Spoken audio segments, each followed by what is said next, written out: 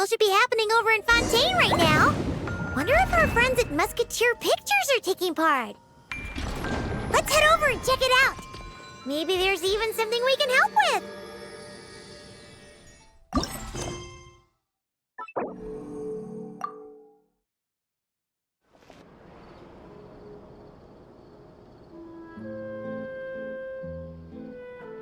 See? Told you they'd be here. Xavier! Oh, and Shiori and Farina too! Ah, Hydro Archon above! If it isn't my darling camera operator and clapper loader! A very happy Fontinalia festival to you as well!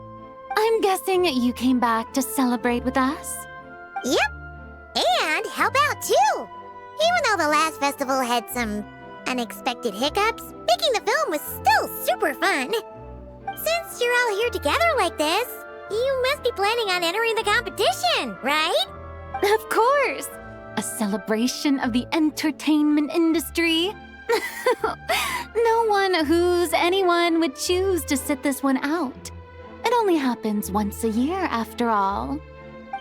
Fontaine Fashion Week might be more my speed, but the film festival brings in a lot of orders and boosts brand recognition, so I wasn't going to miss out either. A few new awards have been added this year, too. Best Director, Best Costume Design, oh, and Best Camera Operation. Ooh, sounds like we've got work to do. Come on, tell us! What's Musketeer Pictures film gonna be about? Oh, about that. What's wrong, Xavier? What's with that look? Oh, man. You weren't scammed by some shady investor again, were you? No, even I'm not naive enough to fall for something like that again. Besides, thanks to the fine people here, Musketeer Pictures has more than enough funds to shoot without investors. And yet problems persist. Huh? What do you mean? Well, we were planning to replicate our past success and shoot a film based on a popular novel. But as we were holding auditions for the female lead earlier today, a striking young mademoiselle wandered in by accident. Her disposition was simply ethereal, the look in her eyes somewhat melancholic. Oh, I wish you could have been there. The awe I felt can scarcely be put to words. You had to be there, friend. No matter where she stood, it was as if her surroundings, even the air itself, turned into the perfect shot. Guess you found your lead actress, then? No, quite the opposite. My script is entirely unworthy of her. I fear it is. Nevertheless, I couldn't help but approach the mademoiselle to ask about her background and what brought her to Fontaine. What did she say? Sadly, she said her best friend was gone. After returning to her own homeland not too long ago, she decided to visit where her friend was from to remember them better. Oh, no wonder she looked sad. Yes, but that's when it struck me. Why not cast her as the lead in a film centered around her search for this old friend? Huh? You're gonna rewrite the whole script? But is there even enough time? Isn't the prep work super complicated? We might not finish. Think about the difficulties we faced with the two Musketeers. We had to start from scratch back then, too. I'd say we're ahead of the game this time. Guess so, but... Don't worry, Paimon. Shiori and I have evaluated the proposal, and we support Xavier's decision. I won't really need to start on the costumes until the cast is finalized, so it's not too much extra work for me. Oh, fair mademoiselles. How can I ever thank you? Finishing the script would be a start. You know, compared to a commercial popcorn flick, I do prefer the idea of shooting a more artistic film. One that leaves a profound and lingering impact in the hearts of the audience. I agree. True trendsetters are the people who dare to go against the grain. Wow! Director Farina to have a vision. Honestly, though, the artistic passion of everyone at Musketeer Pictures is inspiring. Anyway, now that we've heard so much about this lead actress, Paimon's gotta know who it is! Ah! Columbina! What are you doing here? Hello. I was just walking past when I heard you talking about me, so I came over. Huh? You know Miss Columbina? Of course! Wait a second. Does this mean Columbina is the actress who inspired the whole rewrite? Yeah. Wait, so did you make the trip by yourself, Columbina? Yes. I mentioned how I wanted to visit other nations once things settled down in Notcry, remember? So I went to the curatorium to ask Never for advice. She told me about the film festival in Fontaine and said it might be fun to visit. I spoke to Lauma before I left too, and she thought it was a great idea to get out for a bit. It's just, I received quite different travel advice from the two of them. Oh? How so? Well, Lauma told me to go out and experience new things and make new friends. What a wonderful suggestion. That's how a trip should be. What about Nefer? She said, don't trust anyone and don't talk to strangers. Yep, that sounds like her. I can understand that too. It shows this Nefer cares about you a great deal, Miss Columbina. Yes, so I plan on combining their advice. All I need to do is turn strangers into friends, and then I can talk to them. Huh. That kinda makes sense, but also not. Hey, Chiori. Oh, look who's back. Happy Fontinalia Festival, you two. Oh, looks like we have a superstar in our midst. How about an autograph, Big Shot? Ha, very funny. All settled then? Yep, the Duke gave his blessing, and I cleared it with the Udex. During the festival, inmates with good behavior will get a chance to spend some time on the outside. Under the stringent supervision of the Special Patrol, of course. Risley! It's been a while. Happy Fontinalia Festival! Does that mean Veronique and her brother will be at the festival? During a specific window of time, sure. Doesn't hurt to give the inmates something to look forward to. A little sun'll do them some good, I think. This is a friend from your travels, I'm guessing. Thought I heard something along those lines. Right! We should make some introductions, huh? Chevros, Risley, this is Columbina, a friend we met in Notcry. Welcome to Fontaine, Miss Columbina. I bet the weather's been quite an adjustment. Yeah.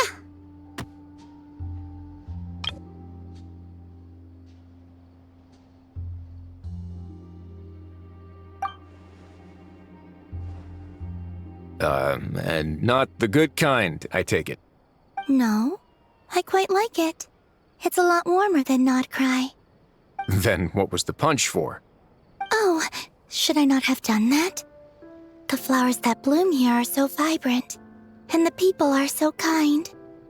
I just wanted to become friends as fast as possible. Ah, so that was meant as a gesture of friendship. Is that right, Miss Columbina? Mm-hmm. Isn't that what friends do? Right. Might have been a bit premature in this instance, though. Your friend here is quite the character.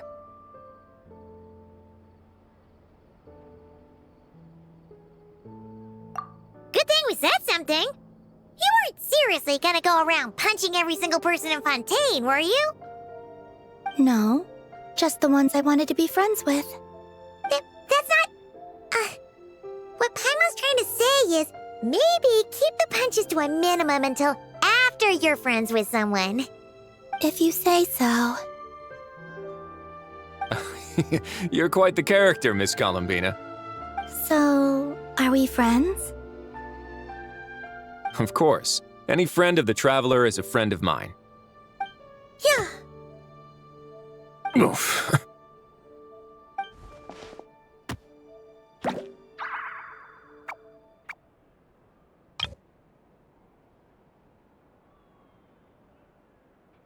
When it comes to friends, you sure know how to pick 'em.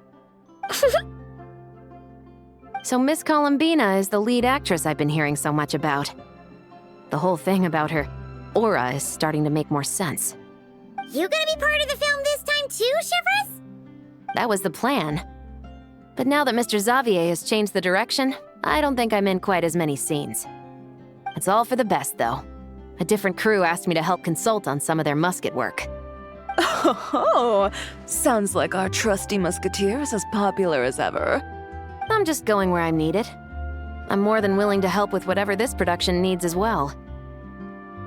Ah, well, speaking of, would you happen to know if there are scenic locations around the court of Fontaine that other crews haven't booked? The festival's pretty popular this year, so there's not a lot left. You might just have to talk it over with the other productions and see if they'll let you squeeze in here and there. I see. Having trouble finding a filming location? Yes, we made a last-minute decision to go down a different route, so the indoor locations we reserved are no longer a good fit. And it looks like all of the best outdoor spots have been taken.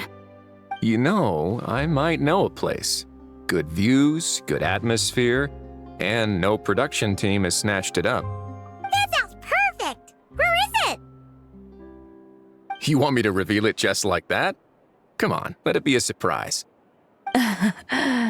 As much as that sounds riveting, I think we should divide and conquer. You go do that, and Director Farina and I will take Miss Columbina around the city to discuss lighting and styling. Is that all right with you, Miss Columbina? Traveler?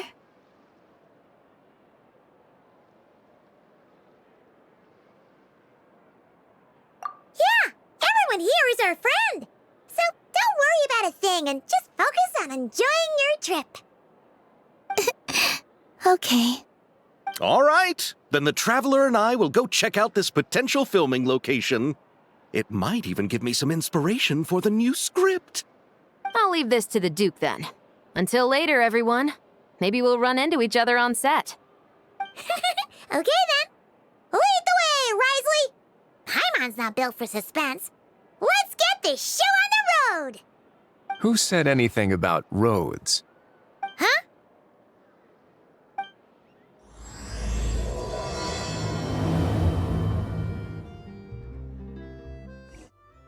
No way! You brought the winglet up to the surface?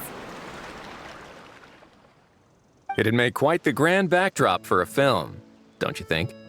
Paimon's more focused on the fact that this thing is supposed to be underwater, inside the fortress of Meripede.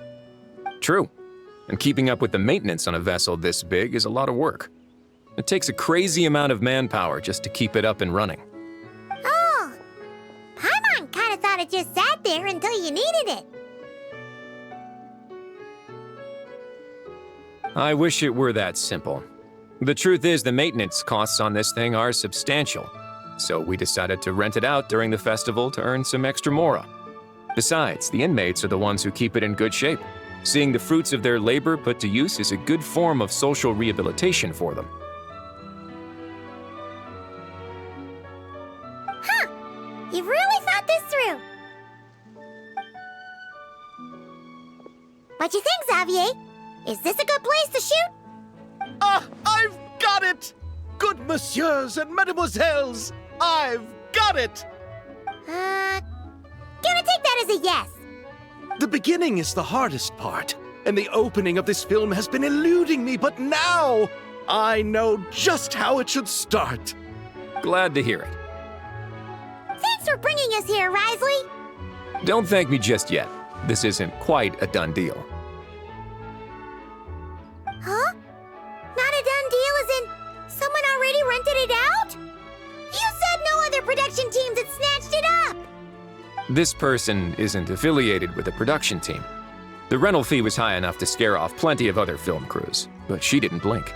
Made quite the generous offer, and didn't even attempt to haggle. Do you know what she plans to use it for?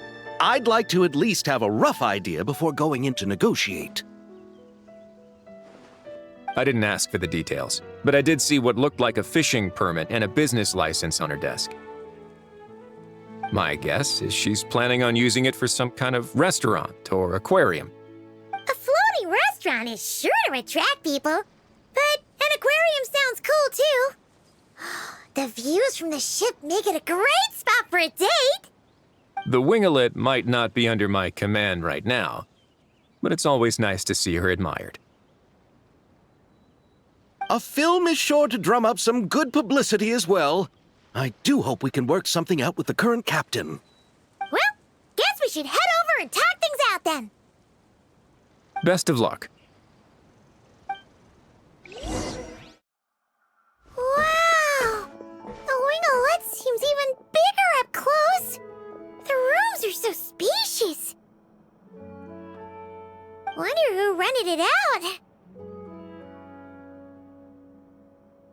Hello? Anyone there?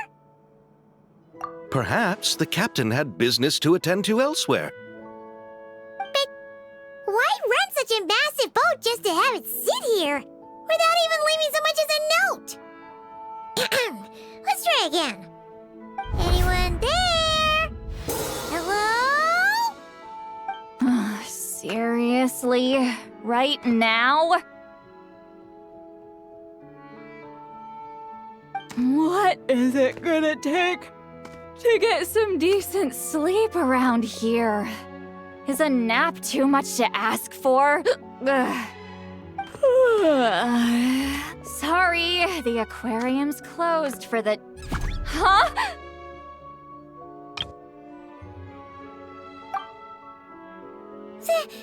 See Lolly? Traveler! Paimon! Hold on.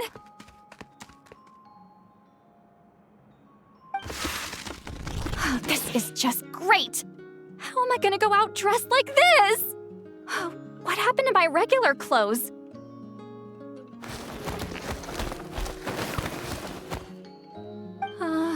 The wash! I put them in the wash after I drank too much and fell into the fountain.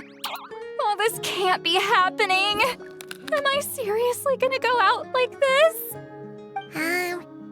Think we might have caught her at a bad time. See Lolly? I don't wanna hear it. Hear what? A single word about what I'm wearing. No comments, none. Is that clear? Oh, yep. Crystal. Huh? You think so? No, wait, I told you not to say anything! What was... her thoughts. I heard her thoughts. How could I forget about that? Oh, this is so embarrassing. I seemed a little too pleased to get that compliment, didn't I? Wait, the mind reading went both ways. Does that mean the Traveler's hearing all this too? Oh, you clearly did! Huh? What did we do? Paimon's not following. Nothing. It's nothing. Let's just move on. Did you need something? You're not here alone, I see. Hello, I'm Xavier, a film director and producer from Fontaine. I meant to introduce myself sooner, I just didn't want to, interrupt. No wonder we ran into each other in Fontaine of all places. You must also be in town for the festival then. That's right. We're helping Xavier with his film. In fact, we were hoping to shoot some scenes on this boat. You're the one who rented it out, right, Seed Lolly? Me? Rent a boat? I wish I had that kind of spare cash floating around. Not to mention the spare time. Don't get the wrong idea, though. I'm not here to sail off into the sunset and live out some cushy retirement life, okay? I'm not that old. Then why you dress like... how did you end up staying aboard the Winglet? Well, I heard one of my favorite light novels was getting turned into a film, so I came to Fontaine to catch the premiere. Originally, I booked a room near the Opera Epiclese, but I'm quite particular about where I sleep these days. I think it's an age thing. And that bed? Oh, I just couldn't sleep in it. I tried to find a different hotel, but with the festival, everything was completely booked. Just as I was worried I'd have to sleep under a bridge or something, I happened to spot a help wanted sign on the side of the road. Oh, so you're here to take care of the boat? No, I was hired to man the front desk. The pay is a bit low, but food and drinks are covered. And it includes room and board during the festival. Plus, the job is simple. So I thought I'd give it a shot. Wow! They actually thought you'd be a good fit, huh? What? You don't think I'm cut out for it? All I have to do is tell people the aquarium isn't open yet. Other than that, I'm free to do whatever I want. It's a pretty sweet gig. That's all? Yeah, I was also kinda shocked. But it's not a lie. Head downstairs and see for yourselves. There's nothing but empty tanks. Not a marine animal in sight. Did your boss mention anything about being open to film crews using this space? Our production was hoping to film on the deck for a few scenes. No. That never came up. You could just ask her. Oh, she's around? What kind of person is she? We should know what we're heading into. She's nice enough, I suppose. Pretty reasonable, too.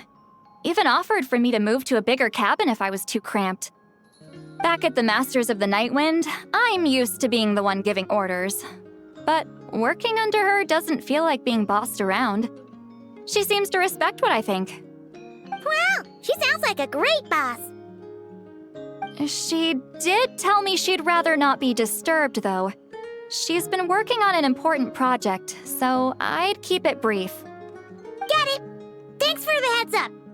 All right, the captain's quarters are this way. I can take... Wait. But I'm wearing... whatever. I doubt she'll care. Just follow me.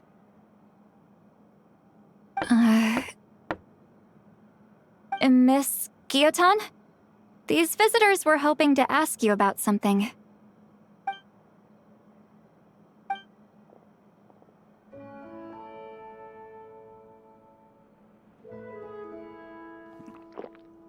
I thought I said to limit the interruptions. Just tell them the aquarium is still...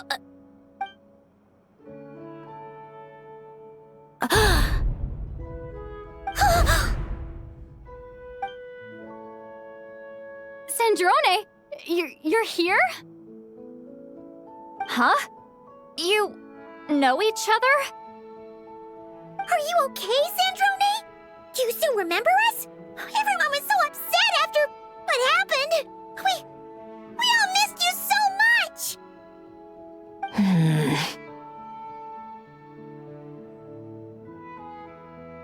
Miss Seat Lolly, why don't you escort this gentleman to the reception area for a cup of tea? I have something to discuss with these two in private. Ah, I see. Right this way, Mr. Xavier.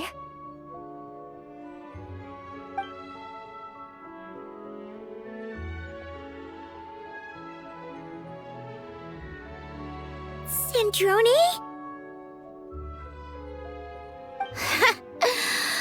I really can't go anywhere without running into you two, can I? Are you okay? During the battle, your core, it was... Destroyed by that bastard Dottore. That's right. But as you can see, I'm fine now. No major issues. Or at least, there shouldn't be. Oh, what a relief! Oh, why didn't you tell us sooner? Or come back to see your friends? Now that I have the chance, I just want to say... Thank you for saving me. Huh? Don't get the wrong idea. I only saved you so we could complete that formula and defeat Dottore once and for all. Even if he did crawl back from the grave to make us all miserable again. That doesn't matter. You're still a hero. All right. But it wasn't just me. All I did was lend my brilliant mind to the cause and take care of one part of the plan. Although, I'm not denying it would have fallen apart without me. You got that right. You're amazing. But how did you go from From a lifeless pile of scrap to looking like this? Well, my mom was trying to put it a bit more gently, but yeah. Where do I even start?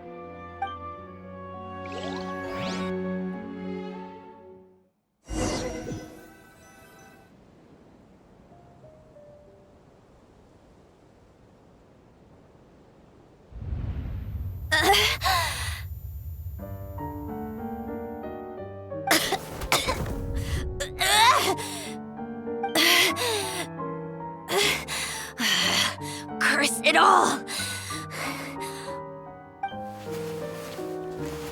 Where am I? Did we do it? How much time has passed? I'm not in one of that lunatic's experimental labs, am I? Wait, Fontaine decor. Books from the Research Institute. Phew. One thing at a time. Initiate self-diagnostics.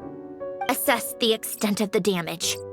Cut power to compromised, non-essential components. Then reconstruct available action modules. Severe damage to the core. Dottore, you bastard. Polonia?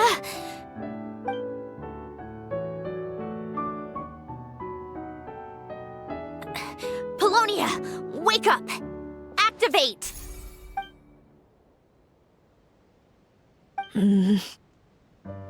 You're in even worse shape than me. Internal gears and energy circuits are barely intact. Extreme damage to the core, just like me. Rebooting is off the table. Even if I could repair the damage, I don't know if... You used up all your critical energy in those final moments, didn't you? To protect the core of that guy in the hat, and the numerological array. Wait, the array. Yes! The prototype is still here. But can I even run it in this state? Whatever. I have to try. I just need to confirm one thing. Activate the numerological array. Connect the computing core to my body. Just like I thought. It needs too much computing power.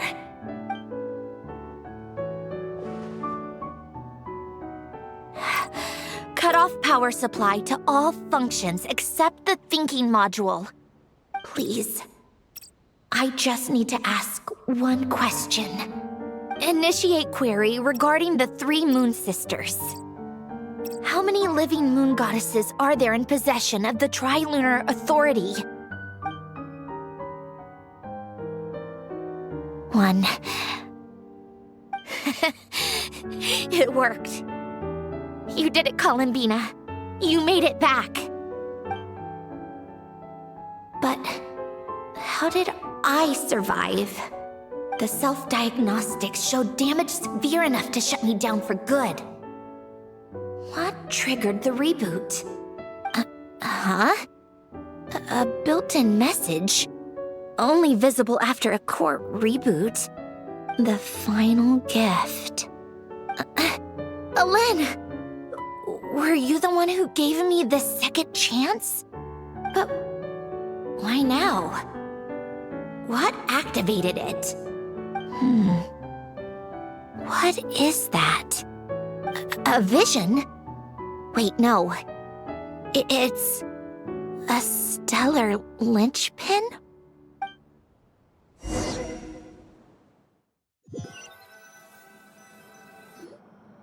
A stellar linchpin? What's that? You can think of it as a rare kind of vision. As for what causes one to manifest, well, that's still unknown. But in Snezhnaya, or in Afatui's research at least, it's believed to have some connection to the third descender. The third descender? We knew his remains were used to create the Gnosis, but this is the first we're hearing about a stellar linchpin. You knew about the remains? Right, of course. Look who I'm talking to. Yes, the Heavenly Principles used the remains of the third descender to create the 7 Gnosis as a means to consolidate the Archon system. Visions result from that same system, so extrapolating from there, it's clear that the manifestation of a vision is also, to some extent, related to the third descender. Still following? For those that wield them, visions serve as a means to channel elemental power. The same is true of stellar linchpins.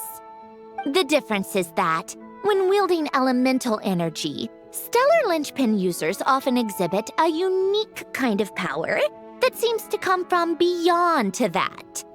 It's believed that, when a stellar linchpin manifests, impurities from the remains of the third descender get fixed in place. Hence, the name. That's also believed to be the source of the strange power I just mentioned. We've heard that visions can appear when someone has a really strong wish or desire. Stellar linchpins sound kind of similar, so does that mean... Huh? Oh, don't look at me like that.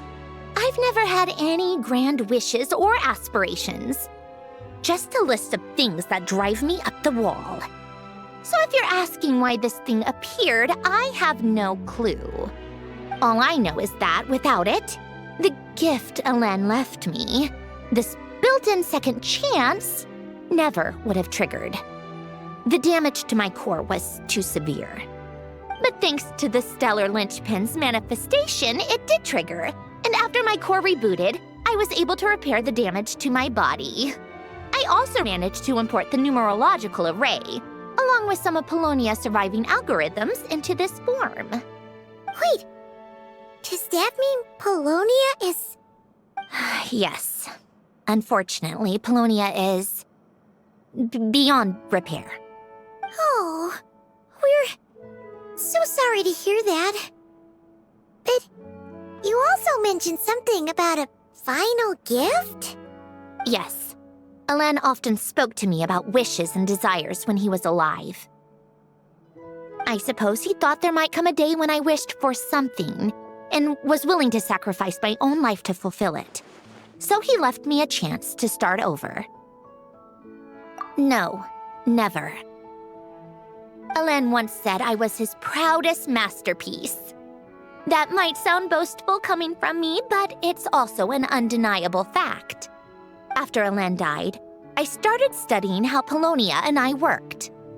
Polonia is essentially a computational machine, so it wasn't difficult to figure out the mechanical principles there. But when it came to my own structure, that's when Elen, the Lord Artificer's true greatness, struck me once again. I attempted to imitate it when I created Catherine, but in the end, she turned out to be nothing more than a superficial replica. What? But his creation skill, Catherine, is super impressive.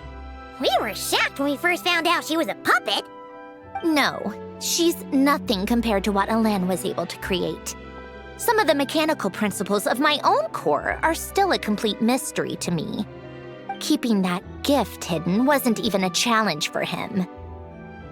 Just a shame I had to waste it on fighting Dottore. I just couldn't stand the thought of him coming out on top. If you put it that way, the world owes me a whole lot then, doesn't it? Wait, but all this still doesn't explain what you're doing here. Risley said you rented the ship and even had some kind of fishing permit? That's because I'm trying to go back to the place Elen and I lived when he was alive. My former home, I suppose you could say. The second chance wasn't the only part of the gift. According to the message, Elen left me a few other things that are stored in the house we shared together. I'm hoping that whatever he left me can help fix certain anomalies in my rebooted core. And help me understand why I received a stellar linchpin in the first place. Okay, so go back then. What does that have to do with fishing? And to think I'm talking to the saviors of Fontaine. Did you forget that the water levels have been rising for centuries? I can't just go back to the place I used to live because now it's underwater. Oh, right. With the rising water levels and changes in terrain, it's not just a matter of finding where it is, but also clearing away any sediment or debris. But Fontaine law prohibits unauthorized individuals and organizations from excavating underwater ruins. A Melazine caught me the minute I even made an attempt. Why not apply for authorization then? And face the endless slog of Fontainian bureaucracy. No thanks. Besides, I'm a Fatui harbinger. The diplomatic implications alone would be enough to give the gestionnaires at the Palais Mermonia a headache. A fishing permit, on the other hand, isn't difficult to obtain at all. Minimal paperwork required, and under the name Guillotin, the application was a cinch. So you're exploiting a legal loophole? Am I? That underwater home belongs to me. If I happen to chance upon it while doing some fishing, what's the issue with that? Of course, I do have to catch some fish to put in the aquarium, just in case the gestionnaires come to check up on things. That's also the reason I hired someone to man the front desk. Huh? But isn't that kind of a waste? He went to all the trouble of getting a business license and rented out this giant ship. Just for show? If you want to run an aquarium that bad, be my guest. Use the facilities however you want. I'm certainly not going to stop you. All I want is to go back home and see what other gifts Elen wanted me to inherit. Hold on. Enough about me. What are you two even doing here?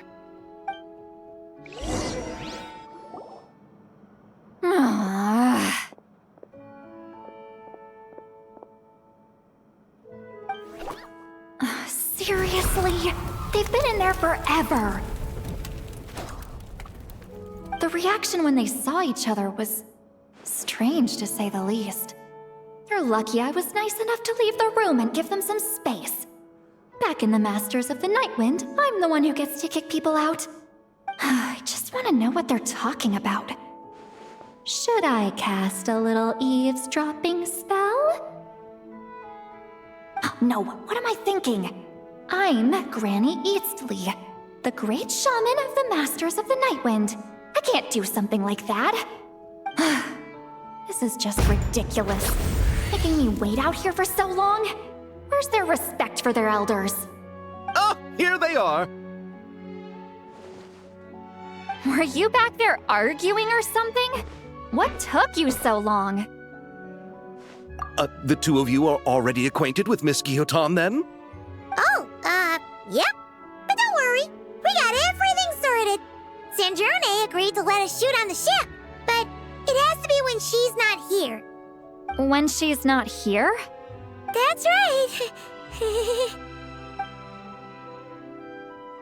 You'll excuse me if I didn't exactly ask for this little reunion. I wasn't planning on seeing anyone. Like I said, my core is severely damaged. Even with the gift, there are anomalies that are making things unstable. I don't even know if I can continue to function without issues.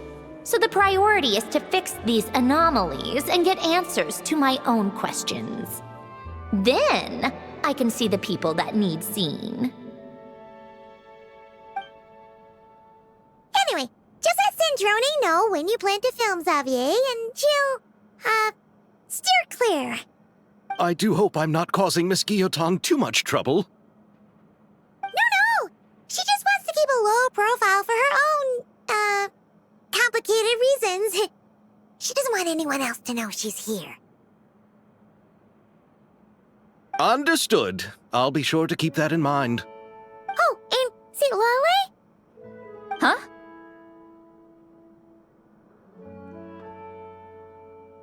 You mean Miss Gyotan? What does she want? Oh, please don't let it be about the pajamas. What? The 7th of the Fatui Harbingers? Why are you telling me all this? I asked the Traveler about you, and I've decided it's best to be open in this instance. I can understand if you would rather not work for a Harbinger. Regardless, the room on the ship is yours to keep. You're an acquaintance of the Traveler, and I plan to honor that. Wait, she's actually nice? It's not a problem. The captain also worked for the Fatui, and he helped Natlan a great deal. We know that there are good people among your ranks. Besides, I've been around long enough to know what it means to earn one's keep. This isn't Natlan, and I don't expect special treatment. Besides, sitting at a desk isn't exactly back-breaking work.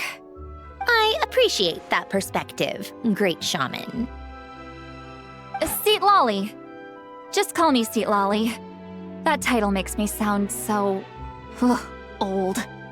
Well, Seat Lolly, the Traveler and I are looking for something, so we'll be heading underwater together soon. I'll leave the ship in your care while we're gone. Together? How often? Not too often. We're heading out in a bit, but I'll be available if you need something.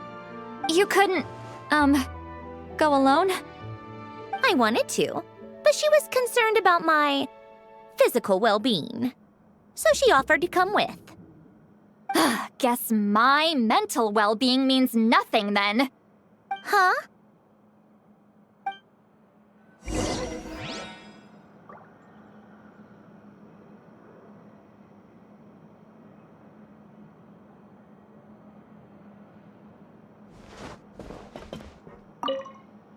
Just be quick about the whole thing, okay?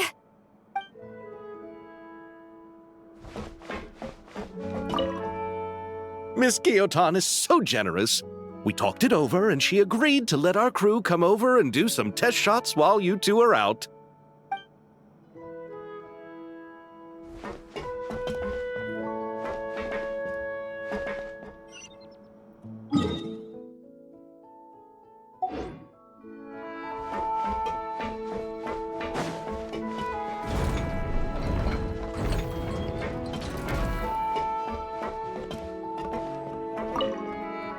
All right. Our first stop is the Beryl region. After Alain left the Fontaine Research Institute, he lived in seclusion somewhere around there.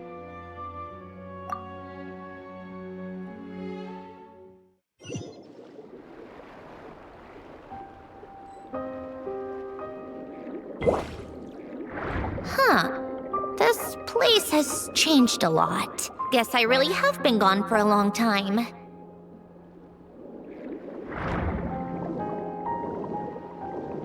Let's look around and see what we can learn. Oh, and don't forget to catch a few to take back. We need to keep up appearances, remember?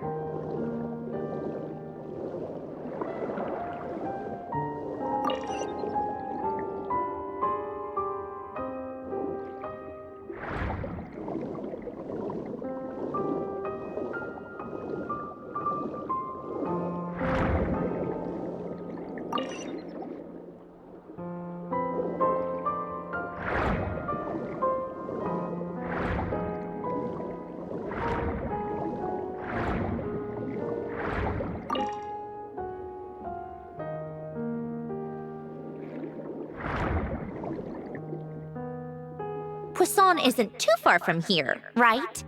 It's all a bit nostalgic, I guess. Back when I lived here, all this was still above water. All right, I have a general understanding of the terrain changes and sediment accumulation. We can stop here for now.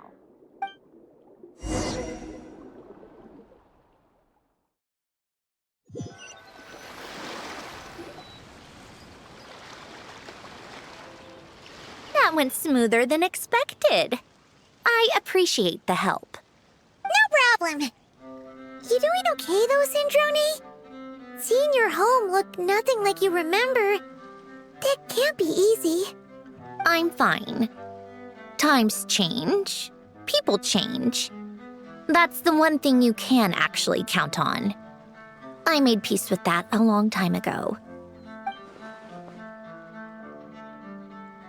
You should head back and put them in the aquarium tanks. We finished ahead of schedule, so your crew is probably still on the ship. I'll follow in a bit. Right. Xavier said he was gonna test out a couple of shots. I'm sure. I want to take another look around on my own. Okay then. Want us to let you know when the filming is done? No need. Columbina relies on Kuvaki to perceive her surroundings. In Nodcry, her senses are heightened because Kuvaki is everywhere. But here, as long as she doesn't activate her abilities, her range of perception should be equivalent to an average person's line of sight. I figured that out back in Snezhnaya. That's oddly specific. I have hiding from her down to a science. So, what? Things might be a bit different now that she's merged with the Moon Sisters, but I doubt there's been a drastic change. The point is, you two can head back. Don't worry about me. Okay, if you say so. Come find us on the ship if you need anything.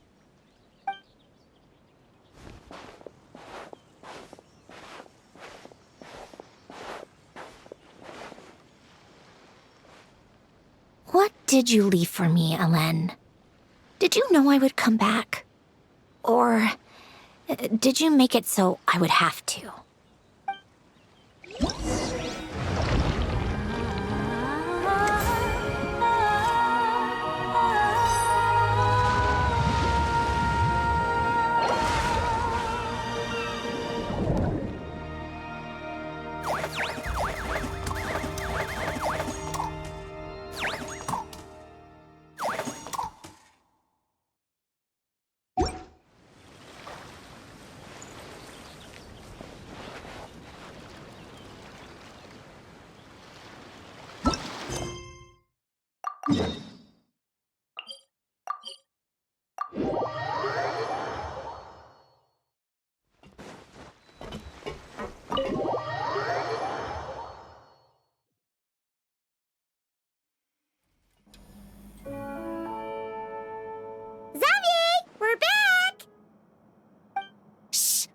Set!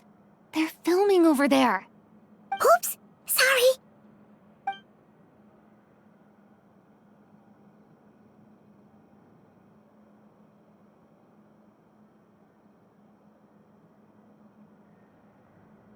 What's your take, Detective? Bullet wound to the chest. Gunpowder residue on the clothes. The victim must have been shot at close range. You think it was someone they knew? Yes. It's possible the suspect arranged for them to meet at this very spot. A reasonable deduction. But you're overlooking a crucial clue. What? The victim's pocket watch is missing. And cut! I think we got it! Good work, everyone! Phew, finally. Acting was nerve-wracking for me when I first tried it too. Just loosen up, and you'll get used to it in no time. Chevres! Charlotte!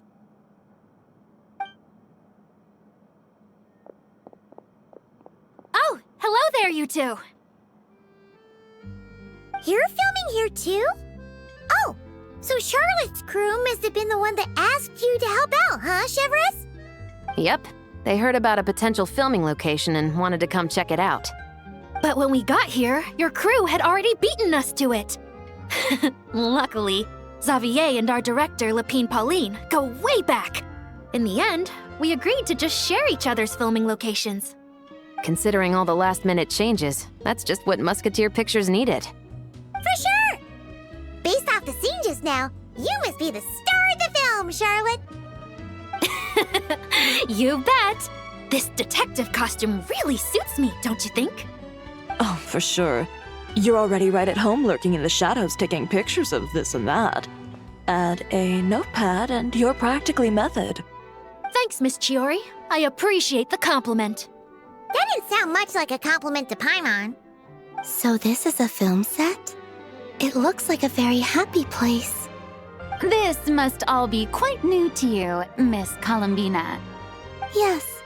I watched a few films with a friend once, but she thought there was no point if I wouldn't open my eyes, so she stopped inviting me. Looks like I missed out on a lot. True, but being an actor seems like a tough job. Huh? Most people would swap lives with an actor in a heartbeat. The lifestyle is so glamorous, and the pay is more than generous. But they have to act out lives that aren't their own, with the whole world watching on in judgment. If they don't do it justice, it must feel like they're letting people down. That's exactly how it feels. This young lady has quite the unique perspective. Well, that's true. But these actors are here because they want to be and they think it's fun. Most of them, at least. Not to mention, the film we're shooting is based entirely on you, Miss Columbina. You just need to be true to yourself. I don't have to pretend to be someone I'm not? Not at all. Authenticity is what we're after. For example, this first scene opens with you on the boat, sailing to your friend's homeland. You just need to think about that moment in the story and picture how you would feel. Oh, okay. We're all here? Wonderful! Let's head to the deck and get shooting. Oh, and this is for you, dear Paimon, your clapperboard. Whoa! Is this the same one Paimon used for the Two Musketeers? The very same. I saved it just for you. Thanks, Xavier! Feels like being reunited with an old friend. Of course! That said, I have a different job in mind for you this time, traveler. Our film is focusing on a single protagonist, so conveying the subtle changes in her state of mind is of the utmost importance. In addition to the actor's own performance, another way we can convey that is through lighting. Huh? But there's already a lighting specialist, isn't there?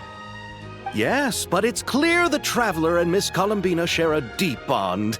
You might have a better chance of understanding her frame of mind in certain scenes. Oh, that makes sense. So, what do you say? Willing to take on the role of lighting specialist? It's settled! I leave the job of translating our leading lady's inner thoughts in your capable hands.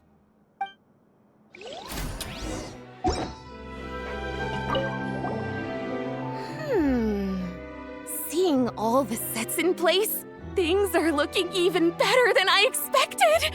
The actors are doing great too. Editing it all together is gonna be a piece of cake. Bet I can finish it in one night. Hi, Lumine Pauline.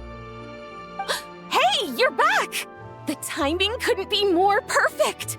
If there's one thing you absolutely can't miss, it's the Fontinalia Film Festival. And you're a director this time. That's so cool. It's all thanks to my apprentice, Nanette. She's the one who told me to read Great Detective Herlock in the first place.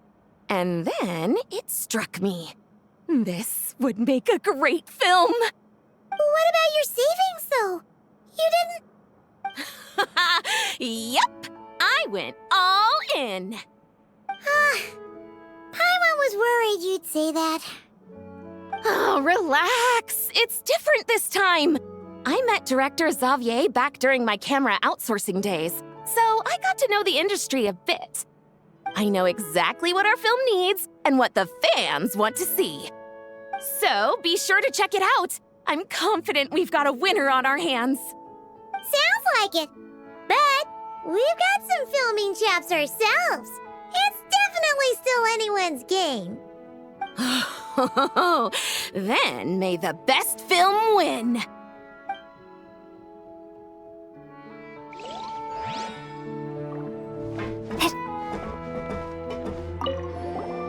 Oh, I didn't expect to run into you two on set. Happy Fontinalia Festival. Nice acting back there, Charlotte. Thanks. I'm, usually the one behind the camera, so it's actually pretty nerve-wracking being the center of all that attention. But I've known Miss Lapine Pauline for quite some time, so we work really well together. Miss Lapine Pauline prefers to assign roles based on our own personalities. She'll even adjust the script to make it a better fit. The scene from earlier was just me and Chevraz, but Navia and Emily are also going to be taking part. Ooh, that's quite the lineup. Your film's leading lady also seems like quite the score. Just on first impressions alone, it's clear she's someone special. Guess we'll just have to wait and see who wins Best Picture and gets to go home with the Farina Award.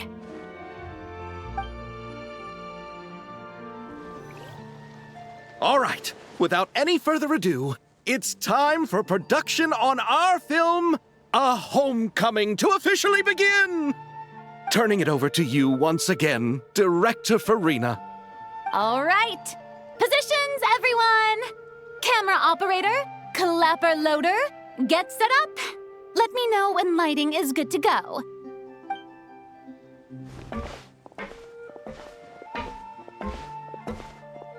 All you need to worry about, Miss Columbina, is hitting your mark. Other than that, just focus on immersing yourself in the emotions of the moment. Okay. Good. Lighting, are we ready?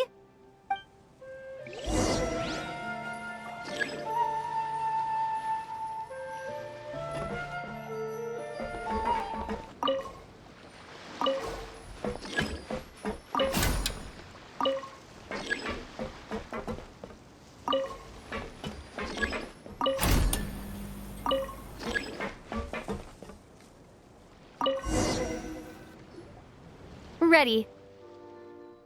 All right, quiet on set. 3, 2, 1, action!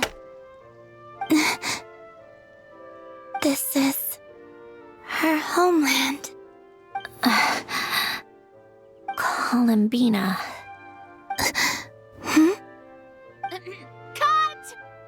The emotions I'm looking for were definitely there. Let's just try to keep it a bit more natural.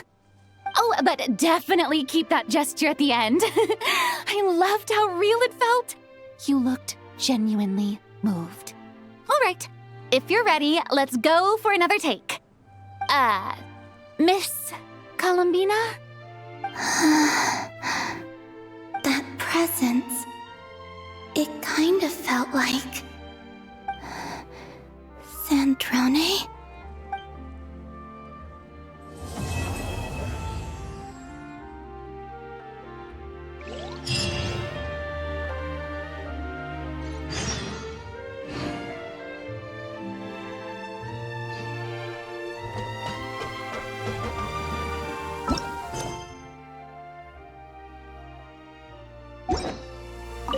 Terrific performance, Miss Columbina.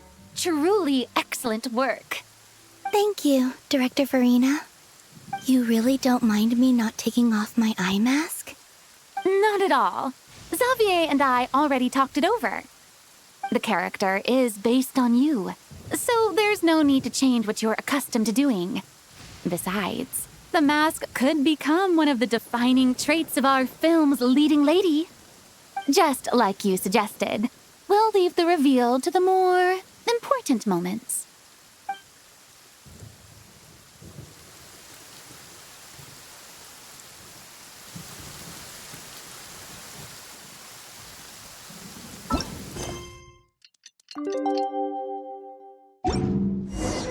Sandrone said that if everything goes smoothly, we should be able to pinpoint the exact location of her home today. Let's head to the Wing Alert and meet up with her. Ah, you're here. We should get going then. Xavier and the others should be filming soon. How's it going? Have you managed to figure out the location of your home yet? I've narrowed down a few potential locations. We just need to take a sample from each one. Once the equipment analyzes them, we should know the exact location and where to find the entrance. Great! We should get started then.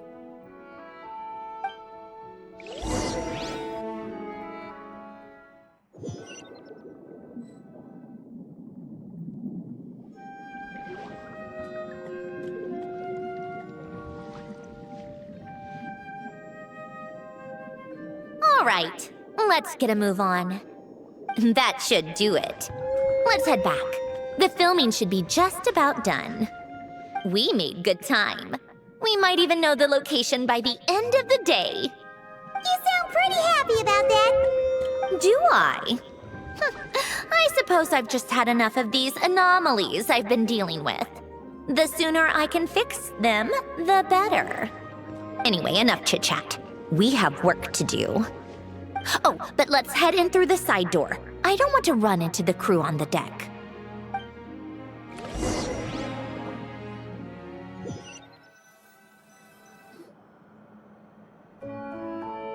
All right, now we just need to wait for the results. Since we have some time to kill, I suppose I might as well see how this aquarium of yours is coming along. You seemed quite enthusiastic about it, after all. It's really coming together.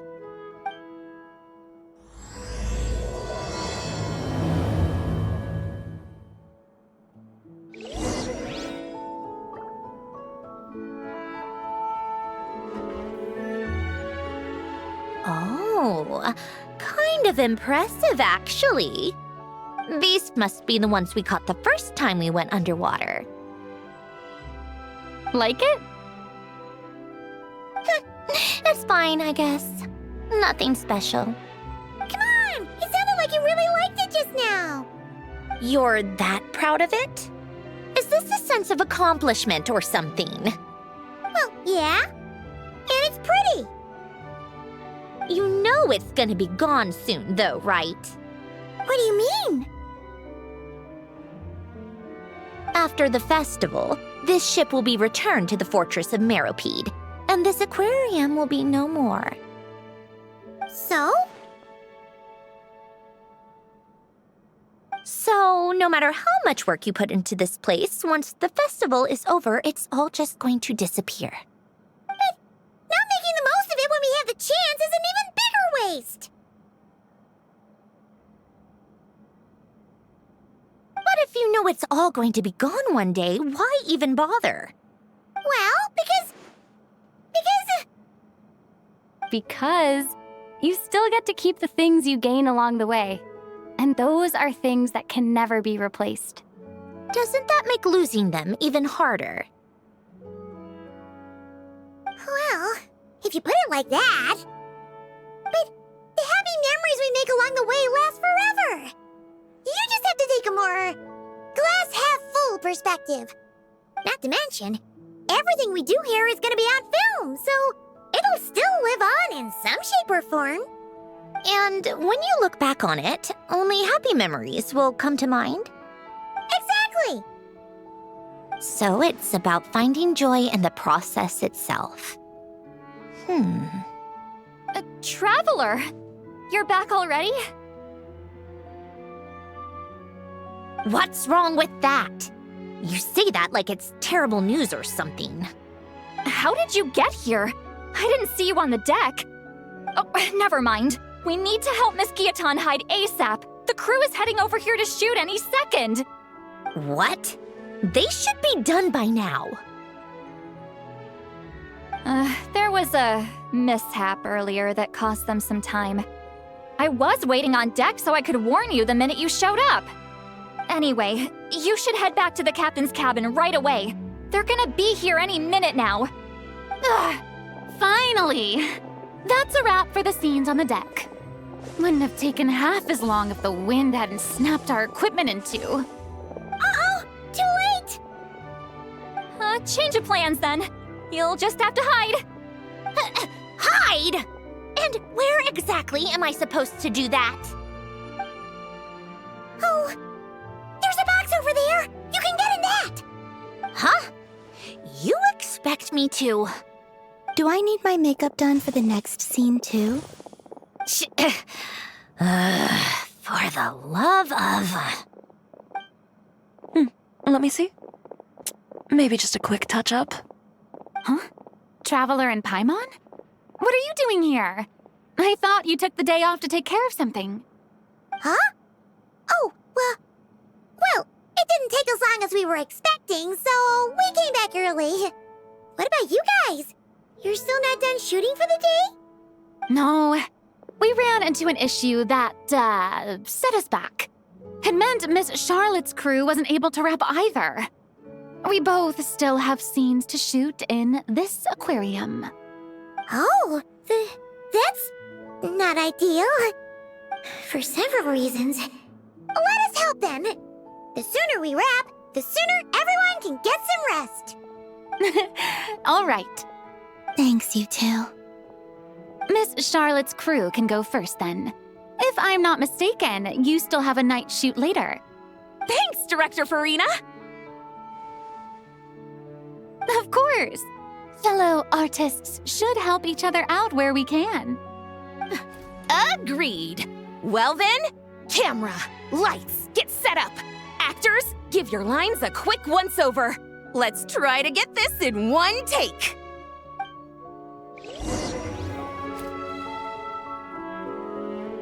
All right, places, everyone! And 3, 2, 1, action! So, the story ends like this. But when Duke Saint Germanus departed, he clearly said that everything was beyond redemption. Huh? That sounds familiar. Wait, it's from that novel I came across while researching the numerological array. He's only a genius when it comes to mechanics, and everything else, he's just an ordinary person. Shh. Huh? What was that noise? Whatever, I'll just fix it in post. Miss Jacoba, please don't speak as if I were the accomplice. Not so hard. This box isn't sturdy enough for that. This is why I keep saying, don't put too much trust in Clockwork Mecha. Unlike humans, machines don't have a heart. A heart? That's right. It's what's on the inside. It's also referred to as someone's soul, or likened to free will. You can think of it as a person's core, what makes them unique. In general, though, people don't believe machines are capable of having a soul. You said my emotion module was faultless. It is, but that's not quite the same thing. Do you think I have one then? A heart? I don't think so. I know so. The question is, do you recognize it within yourself? That's where you're wrong. I can't believe this. Forcing me to hide in a box and listen to this drivel. Me. In the end, clocks tick through tranquil years. Fish swim in crystalline springs. No matter how grand a dream is, it will fade away like this. Forlorn, wordless, silent. And cut. That was a long one. What did you think? If she makes them do another take, I'm going to flip a lid. And not just the one to this box. Well, there were some weird audio things going on, but acting-wise, it was great. It's a keeper. Perfect. That means I can get out of this box. It's our turn. Camera operator, set up for the next scene.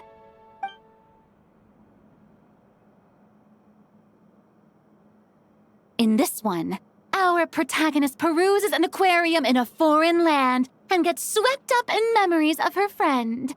So, in terms of lighting, that's the vibe we're going for. Got that? Shoot. Paimon thought there'd be a break and Zandroni could slip away. What are we gonna do now? Break a leg! Yep, we're headed off to shoot our next scene.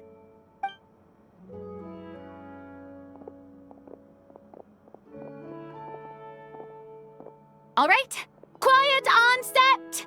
We're about to start rolling. Ready, Miss Columbina? Miss Columbina? I think she would like this. Quick, we should roll on this. It doesn't forage with the others or prey upon its smaller kin. Instead, it remains where it is, cradled in the coral's quiet beauty, as though the raging cyclones above are of no consequence. And yet, she still stood before the cyclone in the end. So I think that story has it wrong. She is no different than us. She has a heart. Columbina. Hmm?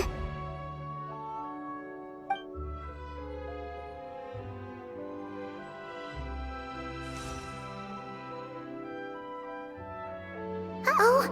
Is she onto us?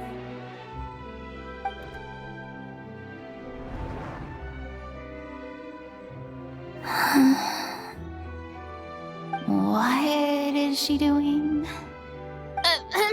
Cut! You okay, Columbina?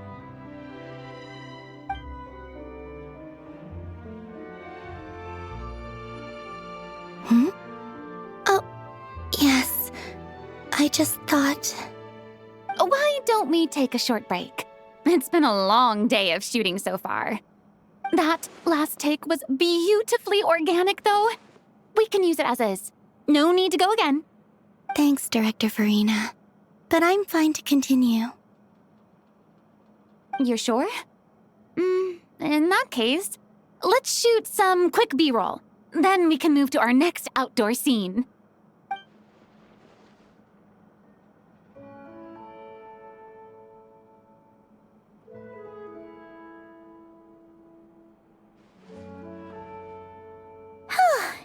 We're in the clear this time.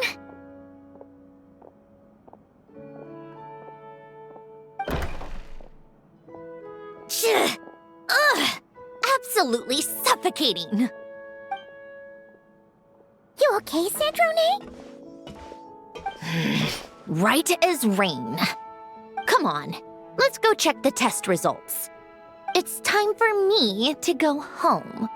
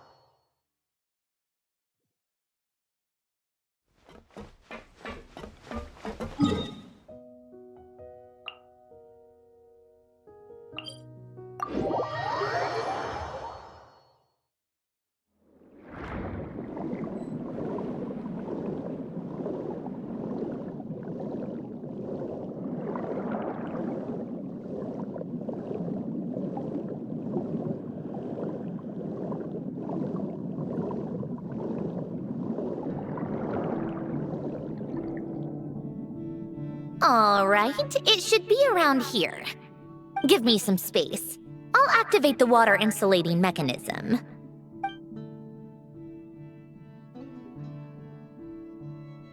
The what? Alain, much like Renee, had long predicted that the water levels in Fontaine would rise. Thanks to his expertise in mechanics, he was able to implement a few simple measures to protect our home from flooding. I told him there was no need, that I would just move when the water rose too high. But it would seem he knew a day like this would come.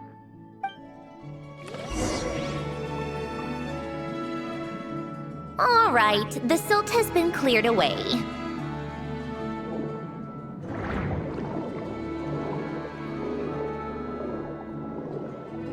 Go activate the mechanism for the first sluice gate.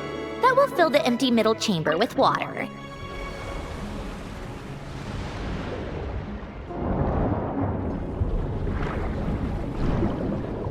All right, now turn on the drainage mechanism in front of the second sluice gate, and this chamber will become empty once again.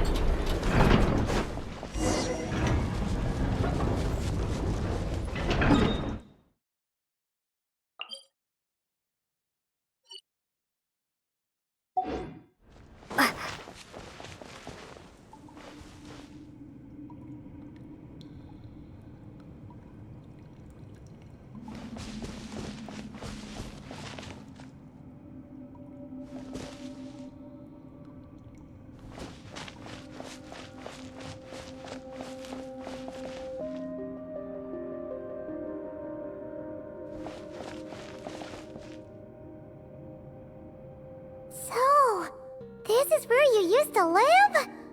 It's beautiful! There's even a garden! Back when I lived here, it was my job to tend to the potted plants and flower beds. Still growing strong even after all this time. Who would have thought? If the weather was nice, I would take Alen out in his wheelchair and we would go for a walk. Before long, we started bringing Polonia along too. Come to think of it, I was the only one who could get around easily back then. Polonia always got stuck at some point, and it was up to me to launch a rescue mission.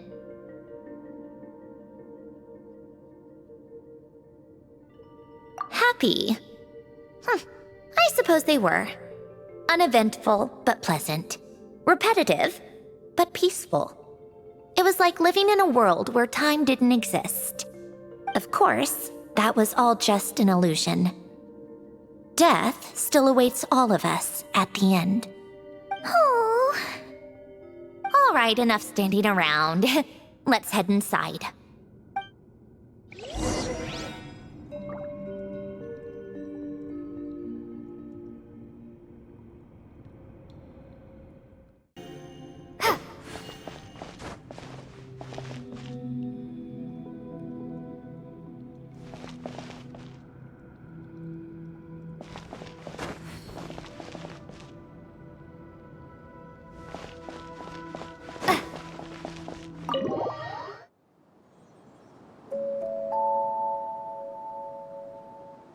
Yep, this place is exactly how I left it.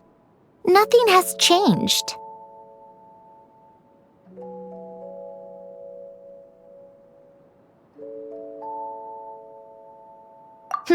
What is it? Huh? How did you get... Oh, Arlecchino gave it to you, didn't she? And you... read the whole thing. Just so you know, a lot of that was written a long time ago. At that very desk, to be exact. Anyway, since you've already read it, you should just hold on to it. I can always start a new one. Well, feel free to look around. I'm going to start looking for the gift Alen mentioned. Oh, but be careful with the stuff around here. I'm not saying you can't touch anything. Just try not to choke on the dust. Old notes.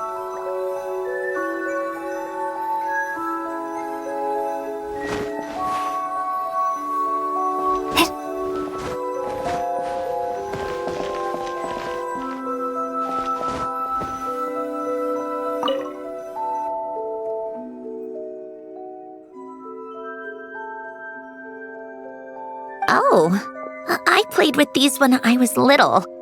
During the first few months after I was created, I mean. At first, Alen and I would play together, but it didn't take long for me to become unbeatable. So, Polonia and I played together instead. Yeah, these don't look like Paimon's kind of games. Logic and math puzzles? Those happen to be my specialty. It's been so long. What do you say? Should we play a few rounds? Let's go with this one. The gears on the left are stacked from largest to smallest. The goal is to move them to the other side in the fewest number of moves. Just remember, you can't stack a bigger gear on top of a smaller one.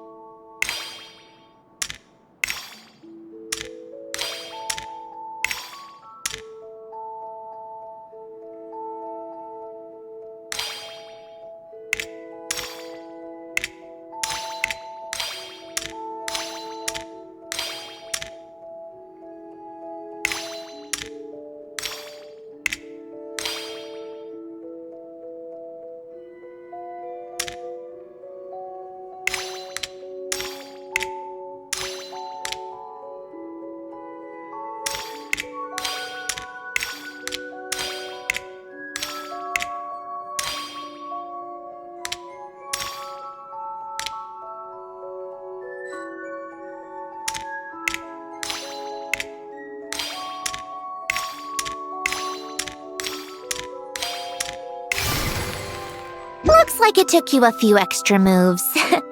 My first attempt was the same. You'll get better with practice. Well, what did you think of the game? You showed quite a bit of promise, too. We should do this again sometime.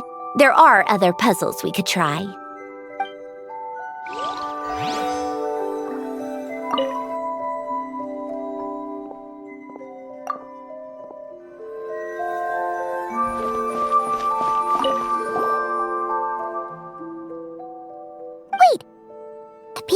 Picture look kind of familiar.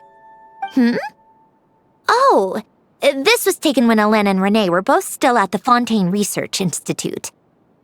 Before their falling out.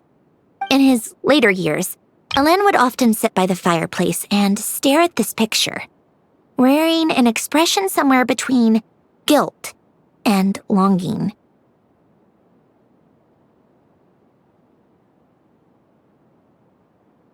He said he sometimes regretted not helping his friend when he needed it most, even if just to stop him.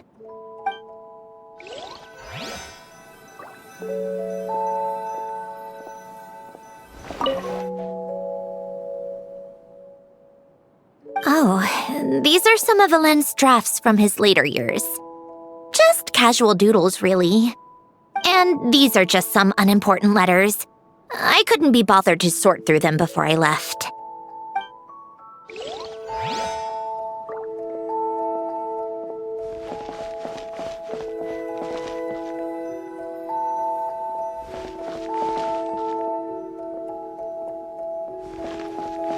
Old notes.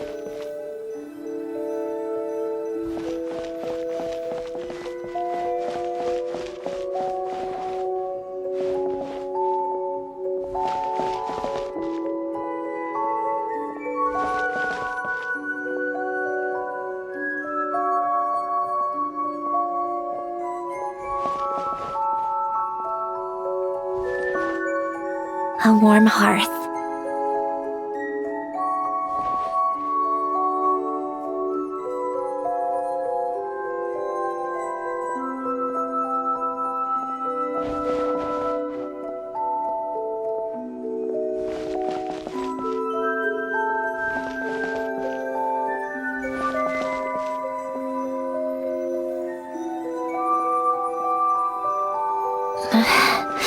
Polonia.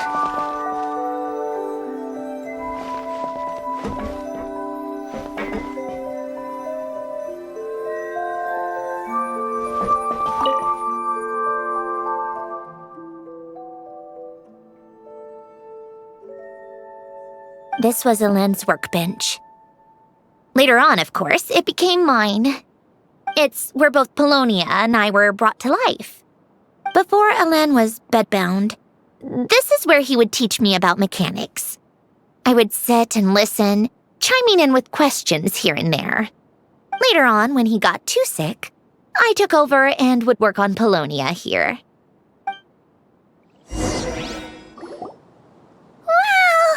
This house is filled with so many memories! It's so cozy and charming! You should have seen it in its prime, when people actually lived here. A lit fireplace, a steaming cup of coffee. That's the real deal. You know, we also used to have a mechanical piano that Elend built.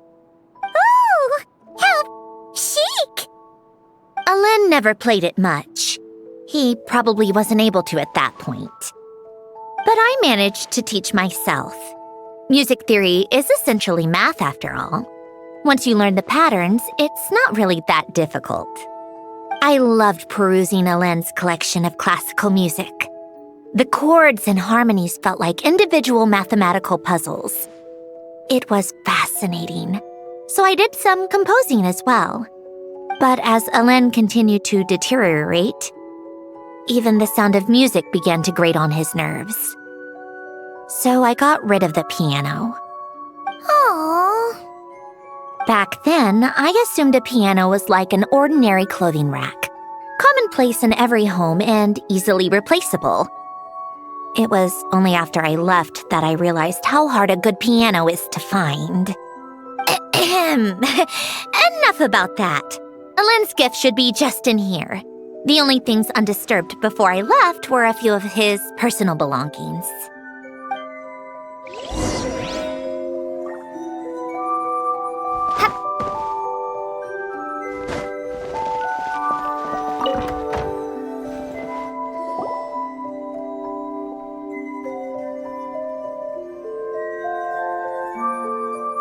Wait, there's a hidden compartment at the back of this box.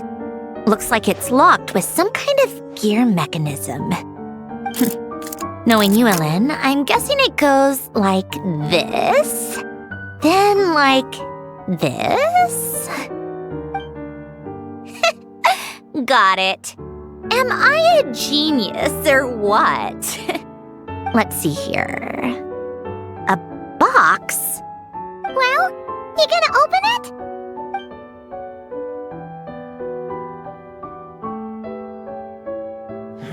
It's heavier than I was expecting. Just how much stuff is in here?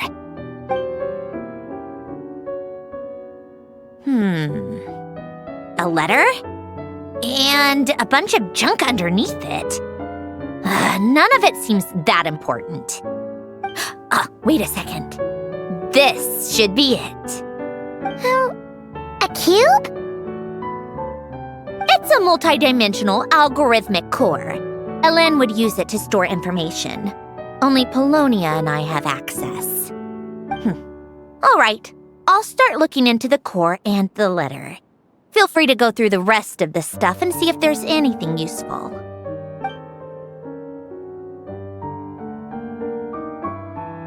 Okay. Hold on. There's another picture in here. This one has writing on the back. A snapshot of you playing among the plants shortly after you were born. You seem to like these flowers a lot. May you grow and flourish just as they do. Huh? Wow! Look how happy you are in this picture. You've changed a lot since then, huh? What's that supposed to mean? Just that you come off kind of aggressive sometimes. Or, annoyed at everyone around you. Well then, people should stop being so annoying. It's not like I'm the one with the problem. Of course not. Oh, here's something else. Looks like a piece of paper torn out from somewhere. Today, I solved another math puzzle and made a breakthrough on a construction problem the Institute has been stuck on for years. Am I a genius or what? No, wait, that's should have people address me as Her Highness the Clockwork Princess, Unraveler of all reason. Nope. No more of that. I thought I tore this page out. You wrote this? Then how did it get... Wait, there's more writing at the bottom. You seem to have developed a distaste for this particular entry, considering I found it in the trash. I'm sorry, but I could not help but hold on to it. Forgive me. Helen! Don't be embarrassed. Everyone goes through a phase like that. Nonsense. I wasn't even the one who wrote that. It must have been Polonia.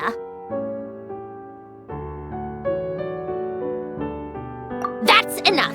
I told you it was Polonia. You know what? We're done with this. No more rifling around in the box. Just put it down and let me read the letter.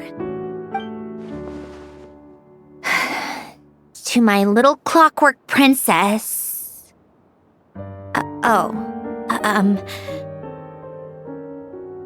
Not another word. Got that? If you're reading this, You've most likely received the gift I left for you. I just hope you didn't stumble across all this while cleaning out my effects or something trivial like that. I once asked if there was something you wished for. Do you remember that? I wonder if time has changed your answer. Regardless, I have another gift. A formula that will allow you to come face to face with the anomaly inside of you. If you even still call her that. Why this gift? To understand that, allow me to wax poetic on the soul once again. I would ask you to stick with me until the end, but I know you will. You always have. I believe a person should be born twice over in their lifetime. First, there's the birth that grants us life. Then, the birth of the soul. It's a matter of transforming the life bestowed upon us into the life we choose for ourselves. And to do that, we must look inward. We must make a conscious choice to define the meaning of our life instead of allowing the happenstance of our existence to pass us by. This is the process of recognizing the soul that lives within us. You are my proudest masterpiece. I told you that long ago. But to me, you have never been a creation or a machine.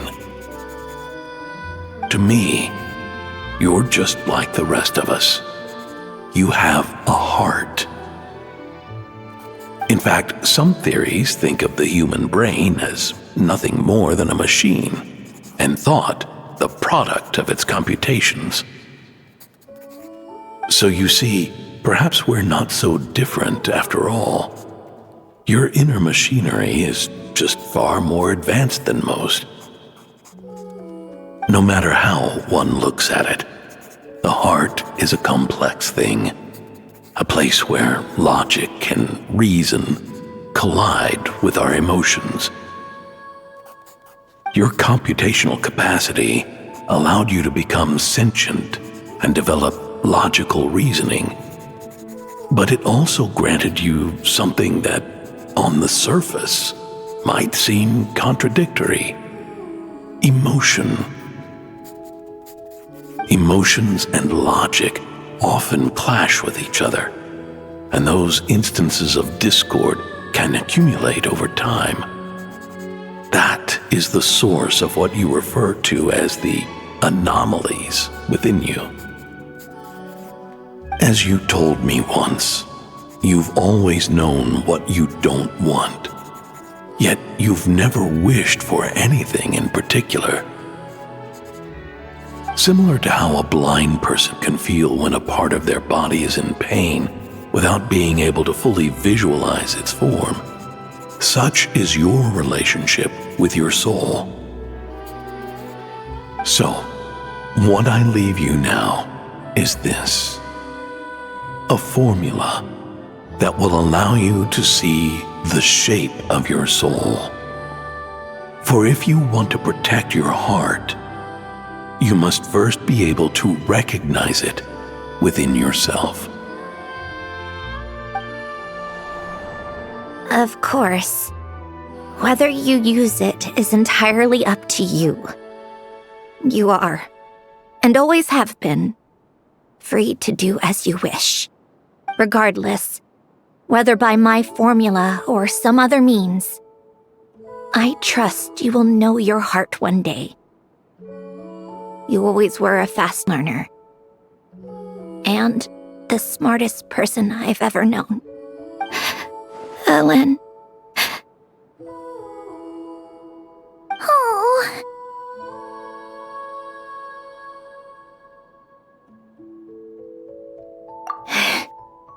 I'm fine. I've already figured out how this formula works. Let's get out of here and then we can use it. You made up your mind already? You're gonna do it? Why wouldn't I? Resolving the anomalies within my core is the reason I came here in the first place. No, I can do this on my own. But, do you want to watch? What do you mean? I already know what anomaly I need to resolve.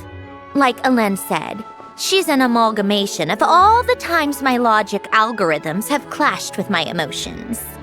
And by resolve, you mean that literally, or...? Yes. But if you, let us in like that, wouldn't that mean letting us see a bunch of your, you know, inner thoughts and secrets? If what Alen said is true, then I'm about to be... born anew, or whatever. This is your chance to be lucky enough to witness it. Besides, you already read my whole diary. When it comes to keeping my innermost thoughts to myself, well, I think that ship has sailed. You're really sure about this? How many times do I have to say it? I finally let you in as, friends, and you want to question it. I'm not gonna offer a second time. Enough with the mushy stuff. Just follow me.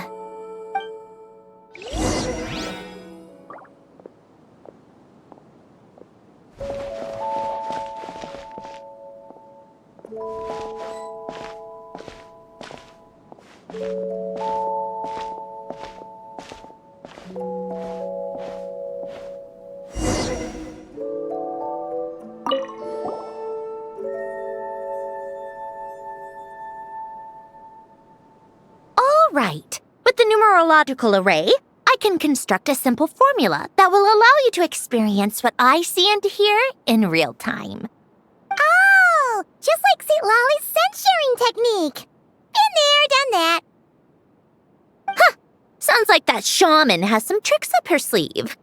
The arcane and the mathematical are both fundamental laws of this world.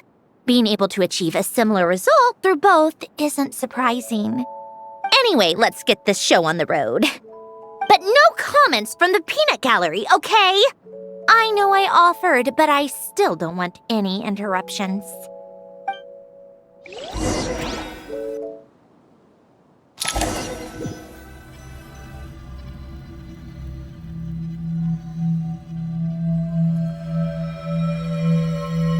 Is this my heart? No, it's probably just the result of Alen's formula. A space dedicated to resolving anomalies. Huh. But it looks like the walls are all... mirrors? You made it. About time. Is that me? From the past? You just spoke of anomalies. Well, here I am. What happens when emotion contradicts reason? Shall we sit down and talk?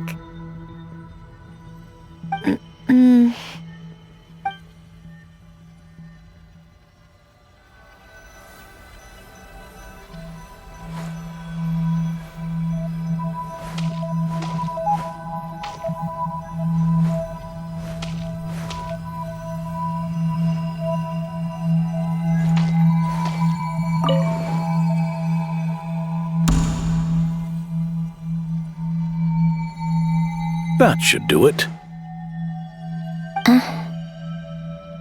Hello? My name is Alain Guillotin. Can you hear me?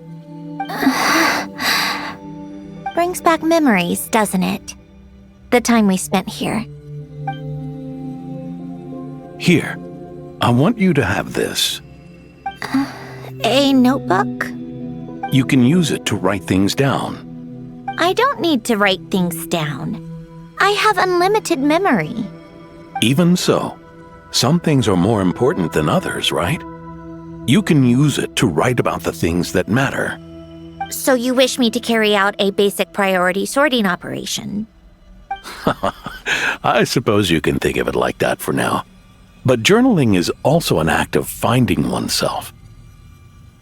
Much like we use wooden stakes to guide a plant to grow in a certain manner, what we choose to write down gives the soul much-needed direction. In the act of choosing what to forget and what to hold on to, we decide what kind of person we want to become. I don't understand. Like I said earlier, I don't need something like this. This is where we were born, where our life began.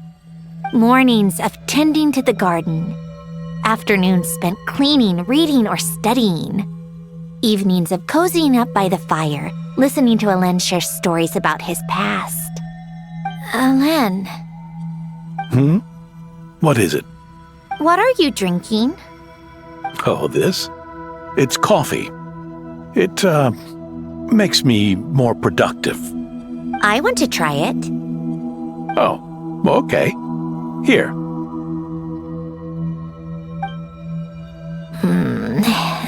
Bitter. Speaking of, why did you design me with senses? Taste, smell, touch. Well, I'm not quite sure. It just felt like the right thing to do. I suppose I hoped you might have a life of your own one day, and that you deserve to experience all life has to offer. Oh. Still bitter. But the smell is nice. I thought those peaceful days would go on forever. You know that's not possible. Maybe.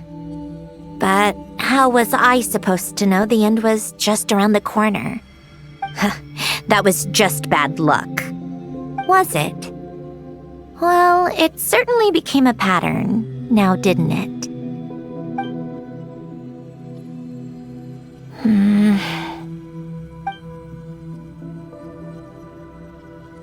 Over time, one of the habits we picked up from Alain was a love of coffee. We even took to hosting tea parties. A machine acting like a human. Kind of laughable, right? I suppose that's just what I'm used to. Yeah, that's just what we're used to. Hey, this place isn't half bad. Great spot for a party. More and more people seem to be showing up to my tea parties uninvited.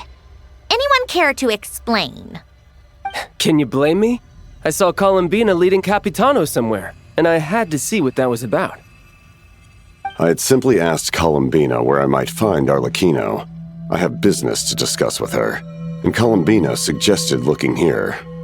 Tartaglia and I were unaware that this was a private gathering. Apologies for the intrusion. It won't be for long. Whatever. Just add it to the list of annoying things that have happened today. What's one more? Since you're here, you might as well stay for a cup of tea. See? Told you she wouldn't mind. Much obliged, Sandrone. Well, look who we have here. Good thing I brought extra desserts. This has turned into quite the occasion. Capitano, I was just about to go find you. Pardon the intrusion. Rest assured, I won't sully your gathering with talk of work. We can have our discussion later. Spoken like a true gentleman. A certain unmannered 11th seat could learn a thing or two. You know, you really should start being nicer to me, Rosaline. Or I might just snatch that 8th seat right out from under you. I'd like to see you try. If you're gonna fight, take it outside. The only mess I plan on cleaning up is tea-related. I still don't understand how our quiet afternoon turned into such a crowded gathering. One by one, people just kept barging in. And then, one by one, they left without a word. Yeah, pretty annoying, huh?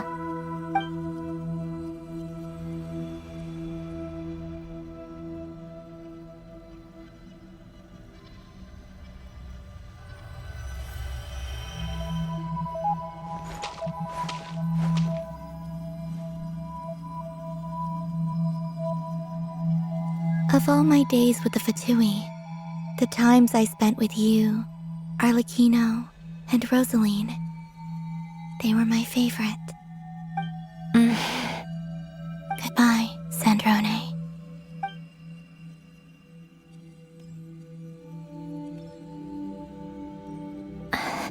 Don't go, Columbina. We should have just said that. Why didn't we? If we had, would the story have had a different ending? She couldn't stay. There was no future for her here. She would have just faded away. You're right. I suppose that's why you call me an anomaly. Every time you make a decision, there's a voice inside your heart. My voice, asking to contradict all logic and reason. Why didn't we make her stay? Is it worse to fight for something just to lose it? Or not to have fought at all? Don't you find it unfair? One by one, we keep losing the things we care about the most. But in the end, whether I want to fight for something or cry over all we've lost, you just push it down and pretend not to hear.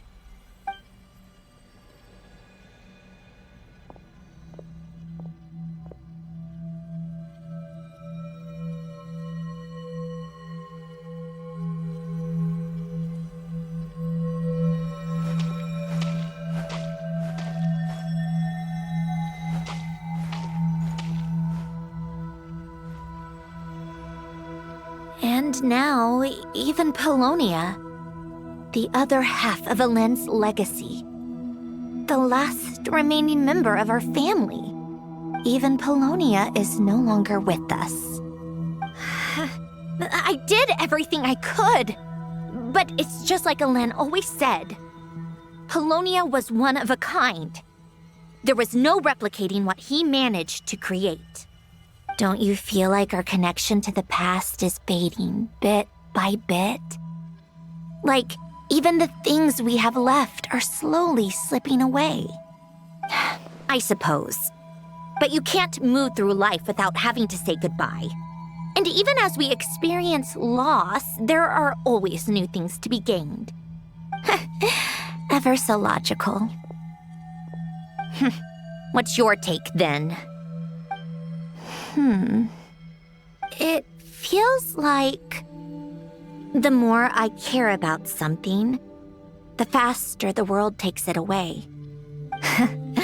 It sounds so stupid, but I can't help it. That's the hand life has dealt me time and time again. Why even fight for something that's just going to be lost in the end? Better to never have had it at all. Better if it would all just disappear. Dark, I know. But the heart wants what it wants. Maybe the stellar linchpin appeared because of me. Because of what I wish for. I don't think so. Yeah, probably not. What an anomaly wants goes against all logic and reason after all. Well, go ahead and do what you came for. You're here to resolve the anomaly, aren't you?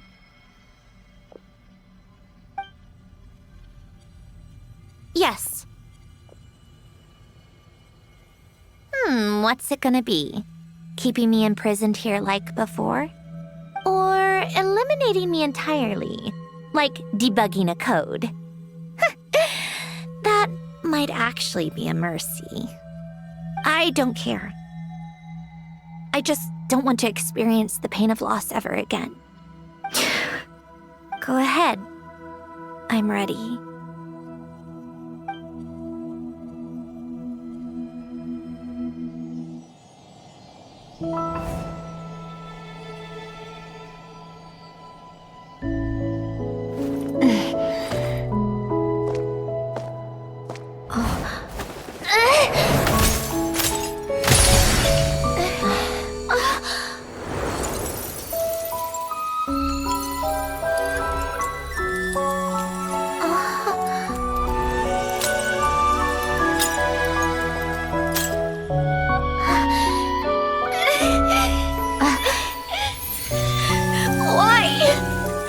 Why do we keep losing everything we care about? I know it hurts, but that's life. I wish... I know. I've always known. Because we've been one all along.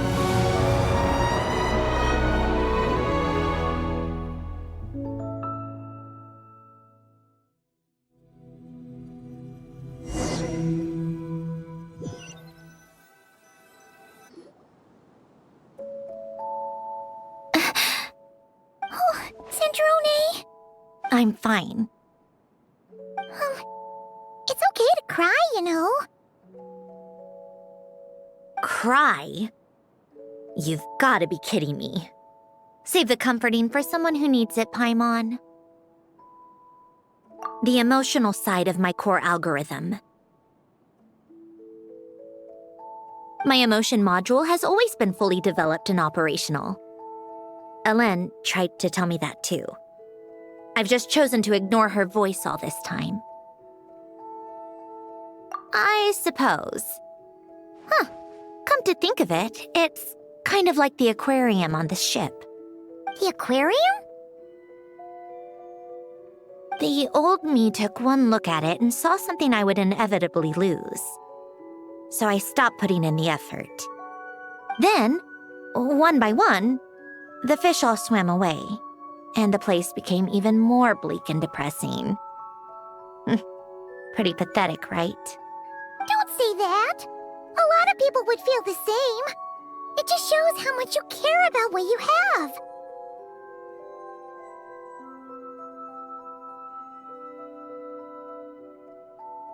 Now? After seeing what you've done with the aquarium, I have to admit, I think it's beautiful. It's like you said, we get to keep the things we gain along the way. And those are things that can never be replaced, because we choose to hold them in our hearts. Well said. Besides, I've already died once. I'd be stupid not to make the most of this second chance.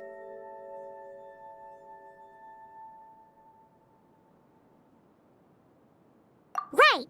Earlier you, or your inner self, mentioned something about her wish. What was it? You think that's something you can just ask and I'll tell you? Think again. I may have accepted my emotional self, but I'm not about to go all soft and mushy on the inside and pour my heart out.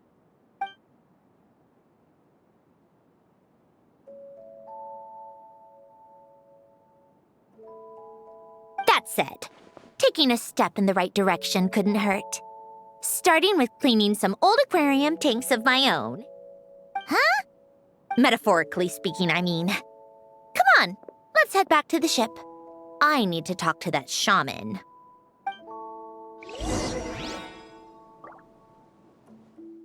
Huh? Resentful lost souls? You couldn't get comfortable sleeping near the Opera Epicles, right? Well, I bet that's why. The Fountain of Lumine is where all the water in Fontaine gathers. So that's where the emotions within the water converge as well. Hold on. If it's souls we're dealing with, feeling uncomfortable should have been just the beginning. I should have been able to hear their voices or something. And under normal circumstances, I'm sure someone of your talents would have. The problem is, these souls are no longer complete.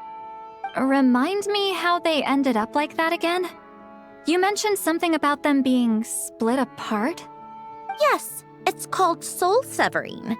Renee of the Nartsitzenkreuz Ordo came up with it. After learning of Fontaine's impending doom, Renee thought if he could find a means for the soul to live on in perpetuity, it might ensure the world's salvation. Soul severing was the first step of his research. Unfortunately, his theory of the four orthants was imperfect at the time, and a failure along the way caused his physical form to dissipate. Jakob, another member of the Nartsitzenkreuz Ordo, sought to carry on Renee's legacy and restore his physical form. He even used some of the people who stood in his way as test subjects for his research. By severing their souls? Yes. After Renee successfully awakened, the two continued their research, and all the severed souls ended up merging into Renee's consciousness. After you saved Fontaine by turning Fontainians into true humans, these souls returned to the ley lines. But the souls severed before Renee awakened had nowhere to go, doomed to forever wander the waters of Fontaine as listless spirits. Almost as if they exist outside the bounds of this world. Unrecognized by the ley lines or fate.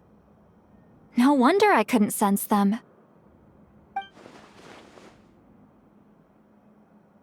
Not only that, but over time, they began to fuse with other entities. Their inner resentment lured in all sorts of evil beings, which corrupted and defiled them into nothing more than accumulations of filth. But the full transformation must have been recent. Otherwise, the Udex surely would have noticed. Wait, no, he must know already. That would explain the underwater Melazine patrols. No wonder I kept running into officers from the Mara Chaussee Phantom earlier. In that case, let's go find Nervalette and we can sort it out together. No, not just yet. Why not? For one, the diplomatic castle alone would be a nightmare. Even though I haven't reported back to Snezhnaya yet, I'm not planning to leave the Fatui anytime soon. Besides, with me here, success is a done deal. Involving other people would just complicate things. All I need is for Miss Lolly to help pinpoint the location of this monstrosity. Think you can do it? With my eyes closed. This is what I do. I'm a lot better at it than manning a desk, at least. But, how exactly do you plan on resolving this soul stuff?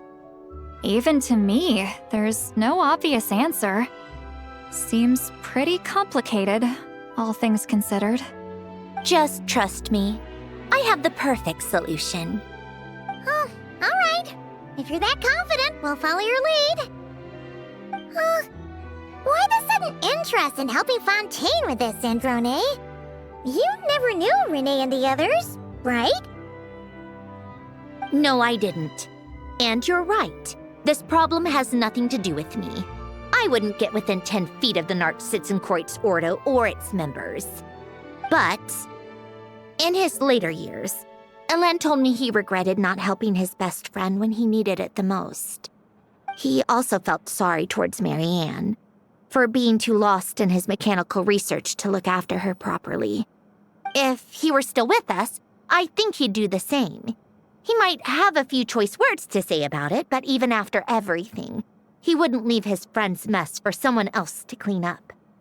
Friends shouldn't hold grudges or leave behind regrets. Fixing what happened between him and Renee was one of his greatest wishes. All I'm doing is fulfilling it in his stead. You know, you really do seem a little different now. You mean everything that just happened wasn't for nothing?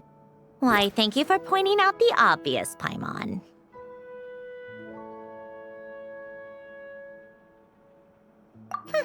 Just washing off the grime of the past. Turns out, a lot can build up after being ignored for so long. What's this about aquarium tanks all of a sudden? They go off on some grand adventure and what? Now they have their own private code?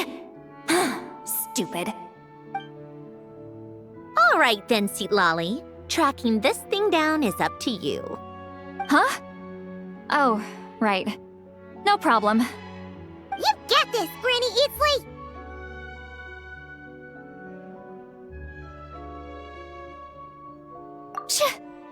You! Come with me to Hotel de Boer for a drink. Right now. Why? Because I said so! Miss Guillotin, I'll report back on the location tomorrow morning. Just need a drink or two first to bolster me up. Well, don't let me keep you. All right, you. Time to go. I've got scores that need settling. Huh?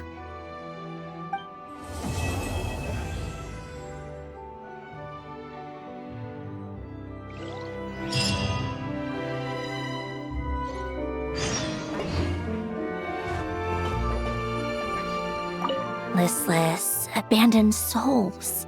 An accumulation of resentment and filth.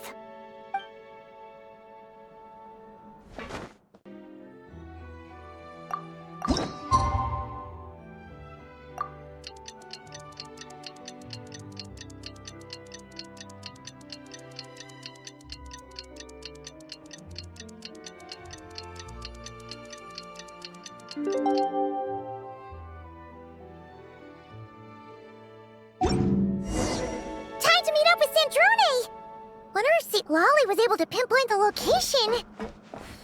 Well, we should know soon. Let's just hope it all works out.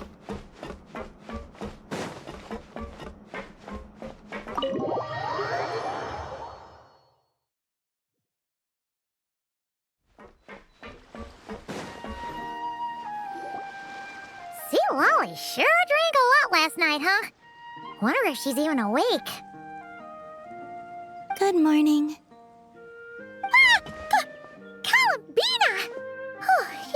I sure know how to make an entrance. What are you doing here? We just finished filming a last-minute scene, so I came up to get some fresh air. The others are still down below discussing what the final scene should be. You mean, how it should end? Yes, they're torn between whether the heroine should reunite with her old friend or not. Ah, because the whole point is that she came to her friend's homeland to search for her, right? Oh, Paimon almost forgot the plot!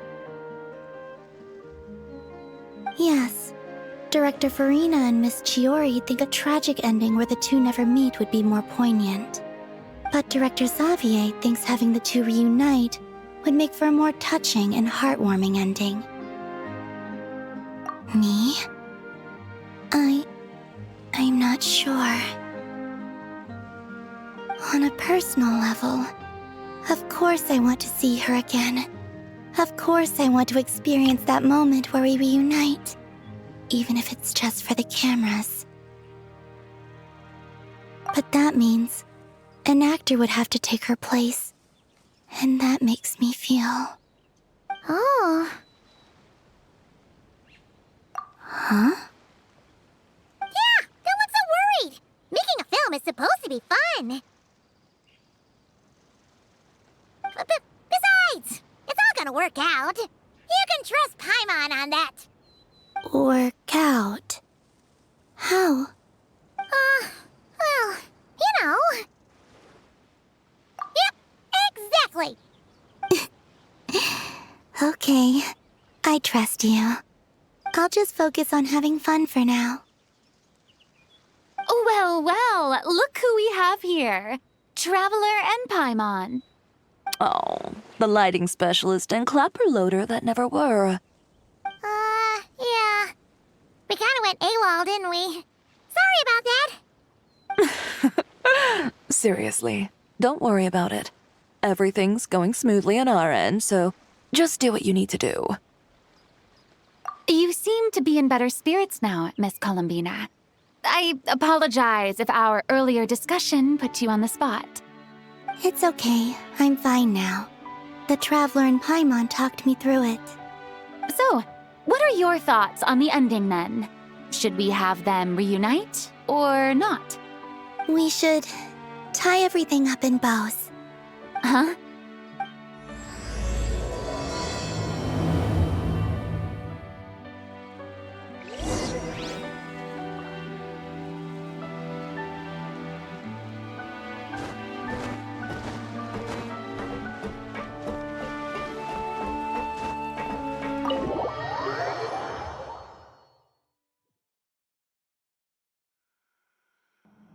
Lolly! We're here!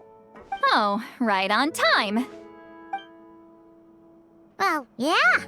We weren't the ones who drank our weight in alcohol yesterday. What? Are you suggesting Granny can't handle her liquor? It takes a lot more than that to get me drunk. Really? 'Cause, you stopped making sense after a while. Did I? Huh. News to me. I didn't say anything too crazy, I hope. Let's see. You spent half an hour bad-mouthing Auroron, half an hour complaining about work, an hour talking about light novels, and, Paimon kind of fell asleep after that. Are they gone? Oh, the crew? Yeah, we bumped into them on the deck, but they just left. Wait, but now that everything with your core is sorted out, what's stopping you from seeing Columbina? She misses you a lot. I just want to deal with this mess first.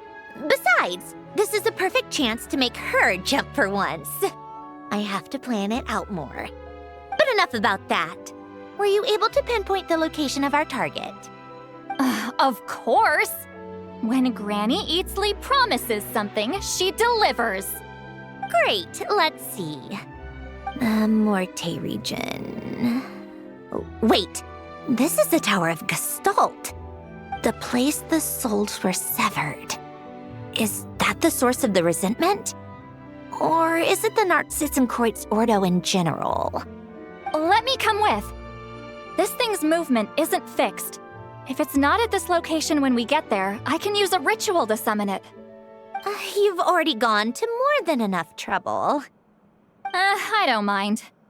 These old bones have nothing better to do anyway. Summoning a spirit isn't going to do me in.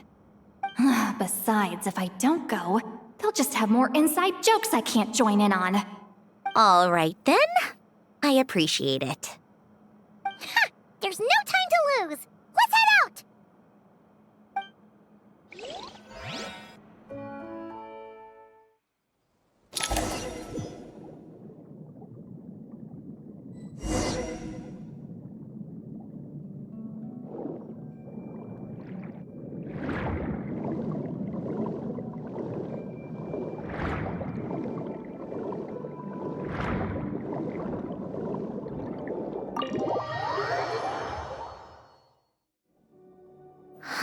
No sign of it so far. Should I start the summoning ritual? Let's drain the water from this floor of the tower first. It'll make it easier to move around. Wait, we can do that? Of course. Alan and Renee both saw the future that awaited Fontaine and even shared a few methods for waterproofing buildings. The principle behind it is, not important. Just unlock the mechanisms in the order I tell you.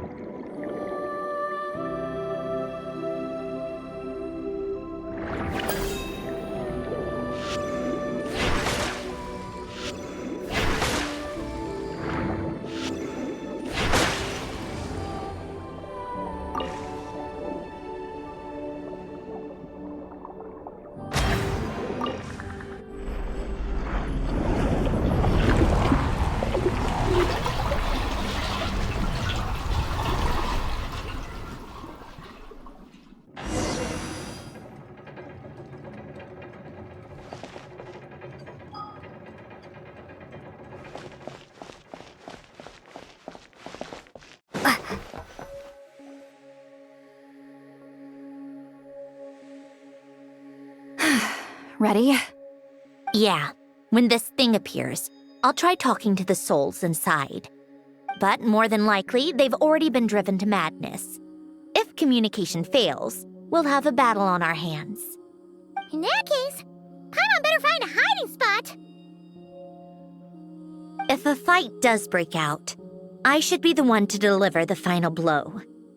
Trust me on that. Understood. All right, I need quiet. Wandering spirits drifting along the tides. Hear me now. Broken souls, silenced, torn apart, and forsaken. Follow the traces of the past and return to us. Let resentment recognize resentment. Let vile entities be drawn together. And in this place, take form once more.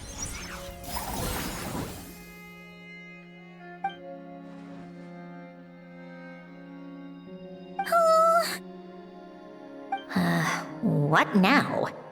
Is that it? This is exactly why I deal in math, not magic. How are we supposed to know what stage the spell is at? It's like there's no logic to speak of. Mechanical science is so much easier to...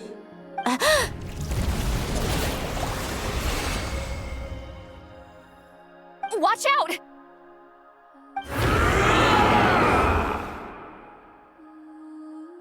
Hey, you!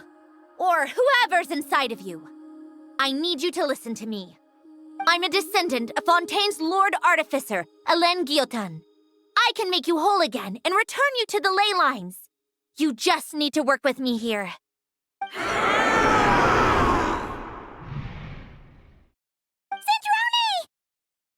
Shh. Looks like talking this out is off the table. All right, plan B. Time to blow off some steam.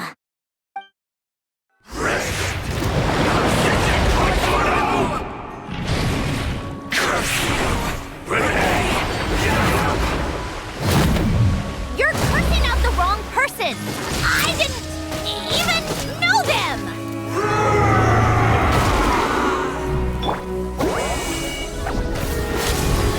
Show no mercy! Let's test my hypothesis.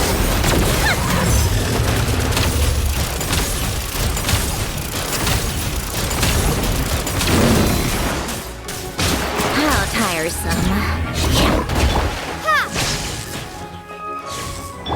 Take a break. Fulfill our pact. A spot of tea time entertainment. Come on, keep up.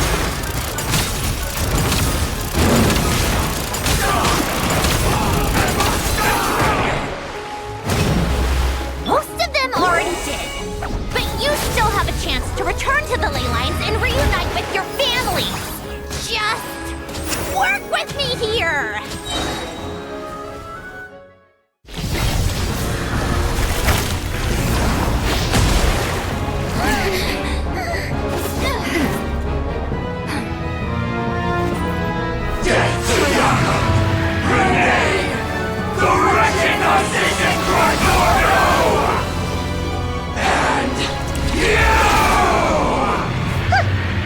I told you I'm not like them.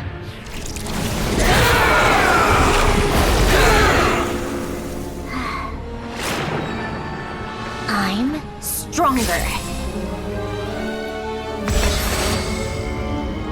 Inverted. World formula. Reversion.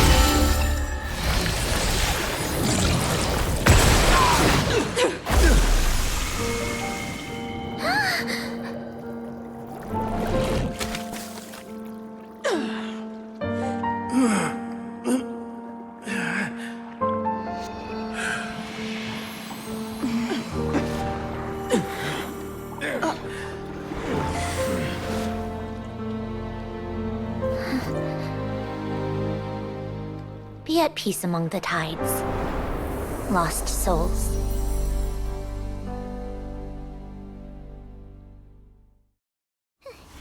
Is it over? Yep, told you it'd be a piece of cake. How did you do that back there? That creature was nothing special. Got a bunch of souls with nowhere to go, a touch of malicious energy, a few impurities, and a whole lot of resentment. And that's what you get.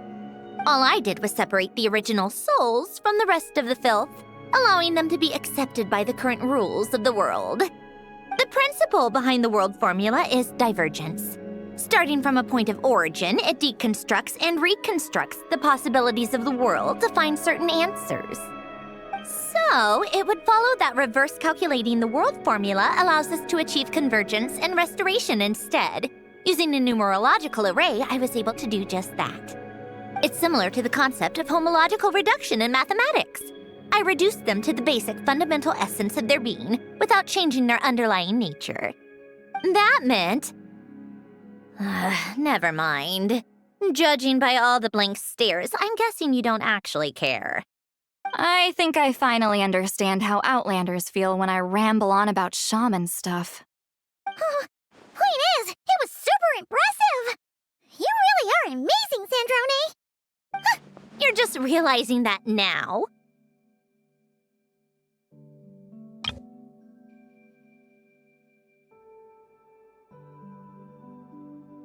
Ahem.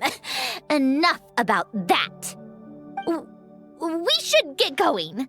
I'll go reset the mechanisms inside the tower. See you back on land.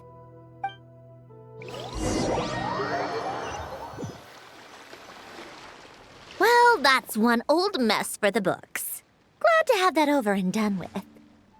Feels nice to do a good deed every once in a while. You helped everyone out a bunch in Notcry, too. Kinda seems like you're just a good person at heart. I wouldn't be so sure. I'll be heading back to the Fatui soon enough. You two are too trusting sometimes. Fine. Just don't say I didn't warn you when it comes back to bite you. Well, where to next? Back to the ship? Yeah, your personal business, the Narcitsan thing, it's all resolved. That means you can see the people that need seeing now, right, Sandrone? Oh, everyone's gonna be so happy you're back! You wouldn't catch me dead admitting to this before, but... yeah, I really have missed everyone. Columbina's a special case, though. This time, I'm definitely getting her back for all her annoying antics over the years.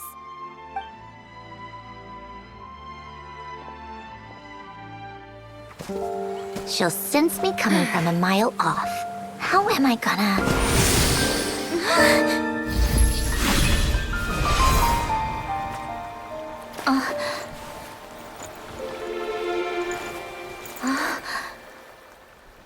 Sandrone? Is it really you? You're back? You didn't tell me. You avoided me. Why?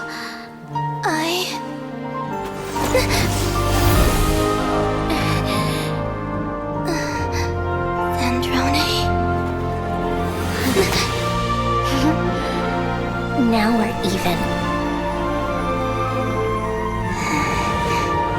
I missed you so much. That makes one of us, idiot. I'm here, Columbina.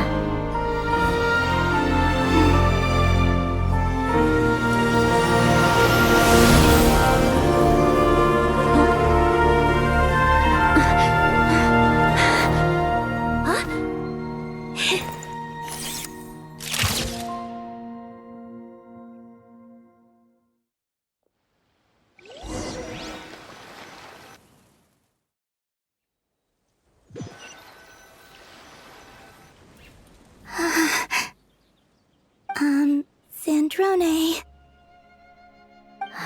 Don't ruin the moment.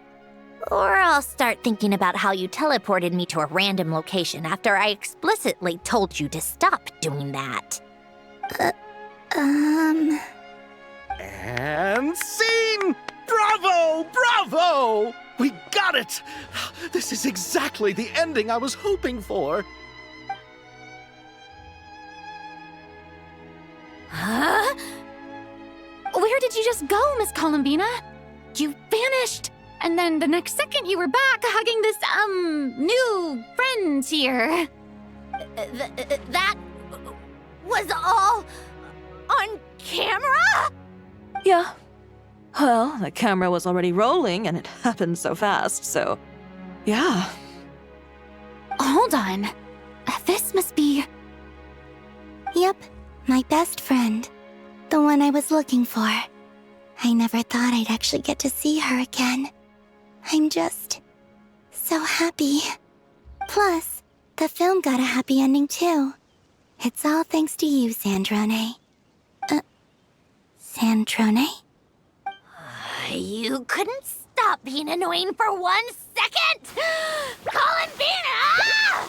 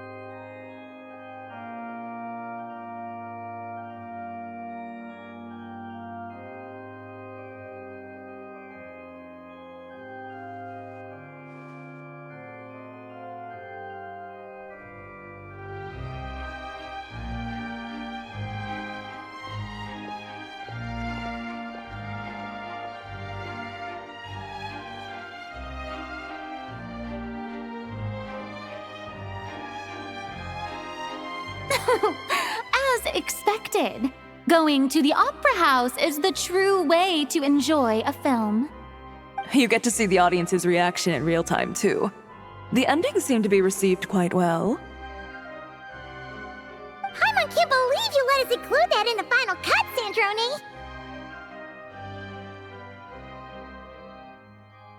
You even agreed to help us reshoot a couple of shots.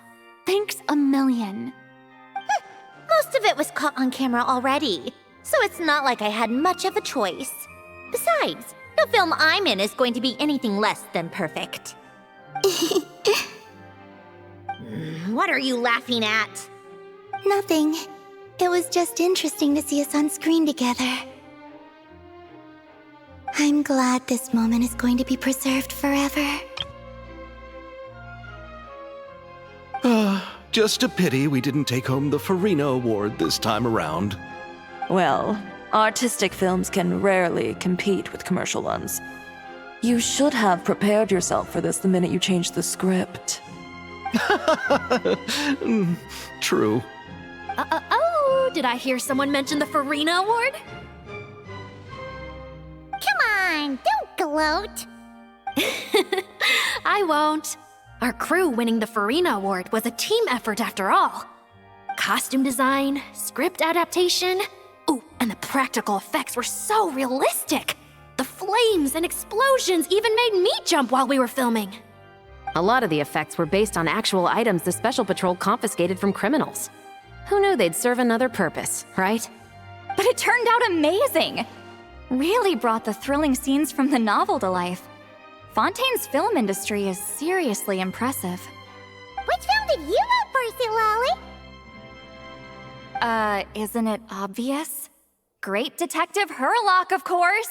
That's the whole reason I'm here! You all should be proud, though. A lot of critics are saying really good things about your film, too. Longing and loss, searching for something even after it's gone. It's a film that makes you think about life, and how important it is to explore those themes. Well, that is what the art of storytelling is for. Watching a film with friends is so much fun! There's so much to talk about! Ooh, let's throw a celebration later then! We're all old friends. Oh, we could find a place and chat to our heart's content. How about the Winglet? That's perfect! Friends and family are more than welcome too. So if you want to bring people, don't be shy. You all can head over first and make yourselves at home. I'll bring over some refreshments in a bit. I just have one more stop to make first. Can I come?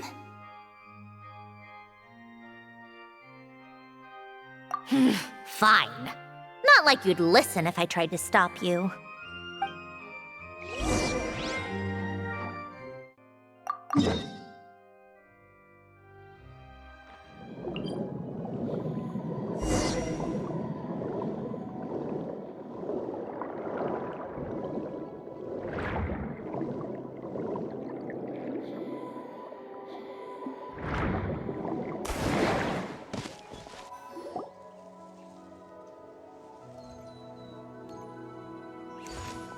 Wait!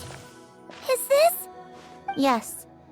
Here lies Lord Artificer, Elaine Guillotin. This is his grave. Oh. I'm sorry, Ellen. I'm sorry this is the first time I've been back since leaving Fontaine. I should have come to see you more often. I got your gift. I even cleaned up one of the Narcitzenkreuz Ordo's messes along the way. Our home is just as quiet and warm as it always was. The flowers in the garden are still thriving. I'll make sure to tend to them more often from now on. Polonia received irreparable damage in battle. I should have taken better care of your invention. I'm sorry. Polonia was family to me. Just like you. You always said I was a fast learner. But I'm not so sure. It took me far too long to learn the things that truly matter. I never said this to you back then, but thank you for creating me. For giving me the chance to experience life. Being your family meant everything to me. Absolutely everything. Can I say a few words as well, Sandrone? Don't need my permission. Hello, Mr. Guillotin. I'm Sandrone's friend. You don't need to worry. Sandrone is doing great. Not only is she a brilliant scholar, she's made a whole bunch of friends, too. And she takes great care of them. As if. She'll never admit it, but she's always there when her friends need it the most. I wouldn't even be here without her. So, if she ever needs help, her friends will be there in a heartbeat, including me. That's what best friends are for. Columbina. What else? Oh, she likes drinking bitter coffee, listening to piano music when she can't sleep. Turns out she even likes giving hugs. No, wait! Don't tell him all that! Huh? I don't understand. I didn't think you'd want to hide things from him. Well, yeah. But there are still things I don't want to say. Okay. I'll come by myself and tell him for you then. That's not what I meant! All right. Enough with the speeches. If no one has anything else to add, let's just leave it there. Should we say a few words too? Kinda seems like Columbina said it all. Oh, great idea!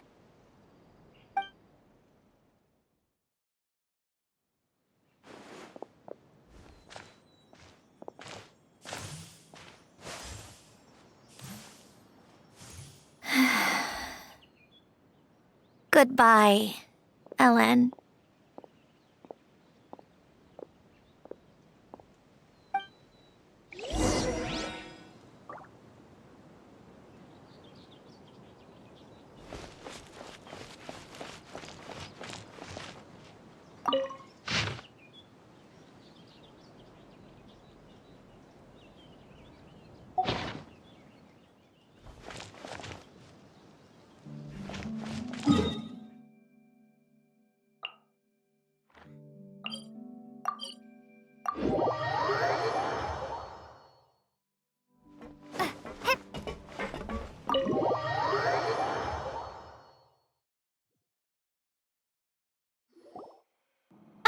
You made it!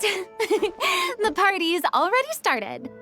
Oh, but, you didn't bring anyone else along? I thought you headed out to invite some friends. We did invite a friend, actually.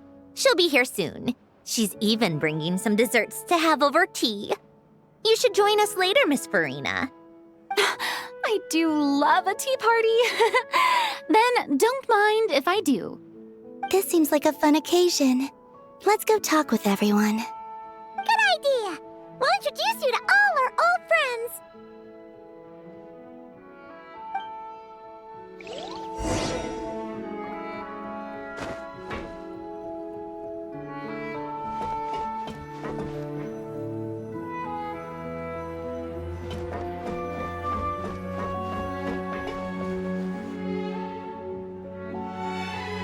You made it. Sorry for starting the celebrations without you. No worries at all. We're just glad everyone's having such a great time. Oh, right. You've probably seen them around already, but let us introduce you for real. This is... Miss Columbina and Miss Guillotin, right? We saw the film you were in. It was so touching. Yep. This one started bawling her eyes out right next to me in the theater. I know. I didn't bring nearly enough tissues. Thanks. We saw your film, too. I memorized all your names. Oh, guess we can skip the introductions then. Our effects were pretty over the top, right? Some of the extras in the big scenes were actual members of the Spina di Rosula. So basically, your contribution was creating realistic-looking chaos. That wasn't the only realistic aspect. Miss Chevres and Miss Emily were also kind enough to lend their expertise on criminal investigations and forensics. Oh, it was nothing. I was just honored to take part and help out. Wow! No wonder your film turned out so good. You basically had an expert in every field. Talk about a stacked crew. Oh, speaking of, want to join in on a round of tabletop troupe later, Miss Columbina and Miss Guillotin? I mean, what better place for a party than a party? Here we go again. That sounds interesting. Yes! Persuasion successful! What about you, Miss Guillotin? I guess one round couldn't hurt. Critical success!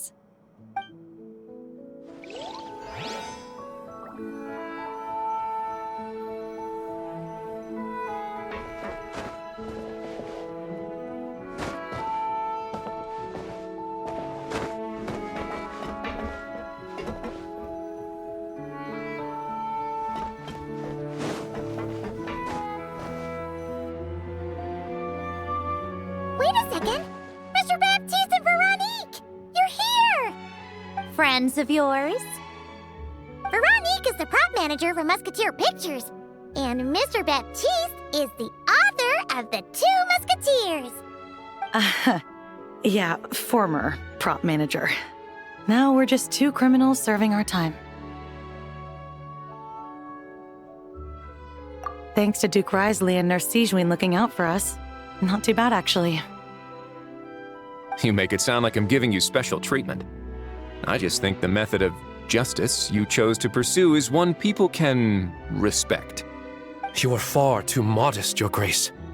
The only reason we were even able to come to the surface for the festival is because you fought for it. It's also just good for the physical and mental health of the prisoners in general. Anyway, I suppose I have you to thank for keeping the winglet in such good shape. I never knew she could look so striking. I didn't do anything special. It was mostly the Traveler and the others. Don't sell yourself short, Miss Guillotin. You are the current captain, after all. In light of that, I have to ask, do you mind if I leave up some of the installations so the people back at the fortress can also enjoy the aquarium? Huh?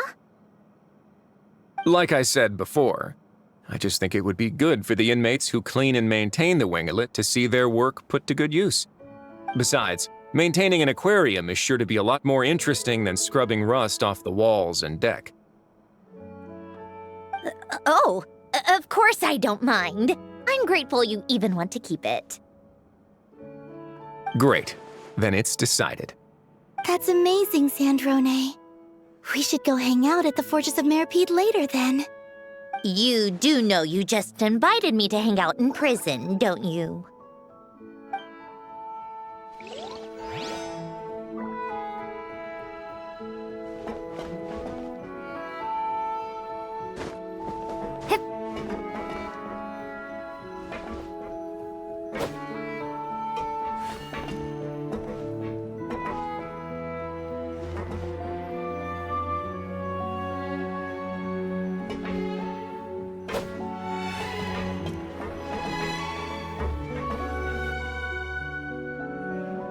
Granny Eatsley, you're really not going to let us borrow these cute little stuffed toys for our magic show?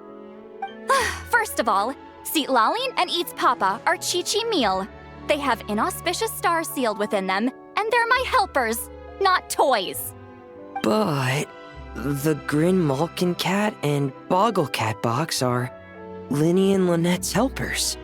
And they still make good partners on stage. Agreed. We've never had a Chi-Chi meal pop out of our hats before. It would be quite the surprise. I think the audience would love it. If this was the Masters of the Night Wind, these kids wouldn't have even had the guts to say my name, let alone pester me like this. I'm terrible at dealing with requests like this. Oh, Traveler, quick, save me! You think you're so funny.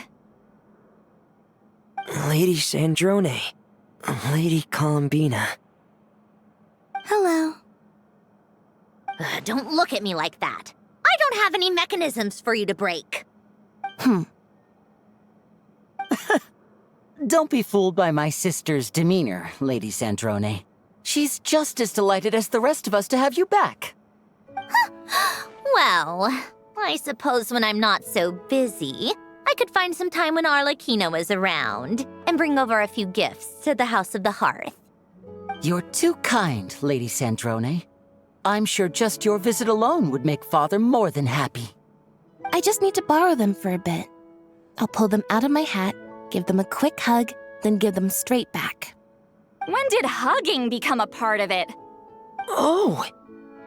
I could lend you pair, so you have something to hug in the meantime. He gives really good hugs. I don't need something to hug in the meantime. The issue was never the hugs. How about this? You can have 2 VIP tickets right next to each other. Excellent view. Right next to each other?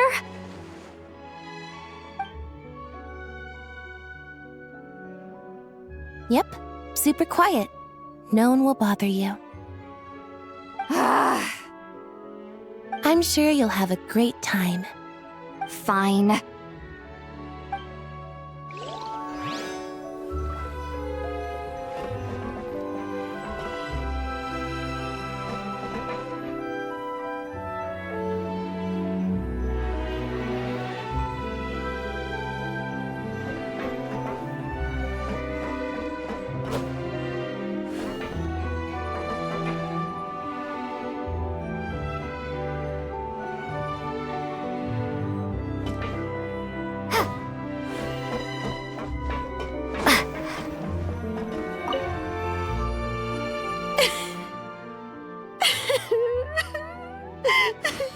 What a dream come true!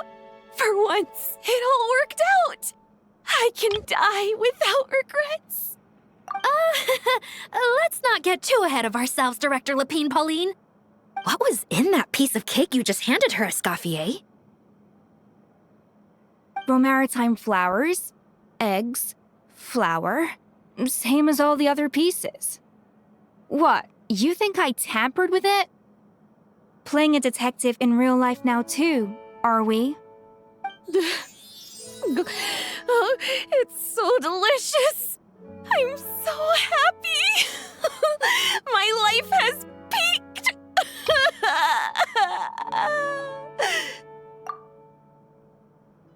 Miss Lapine Pauline, look who I brought!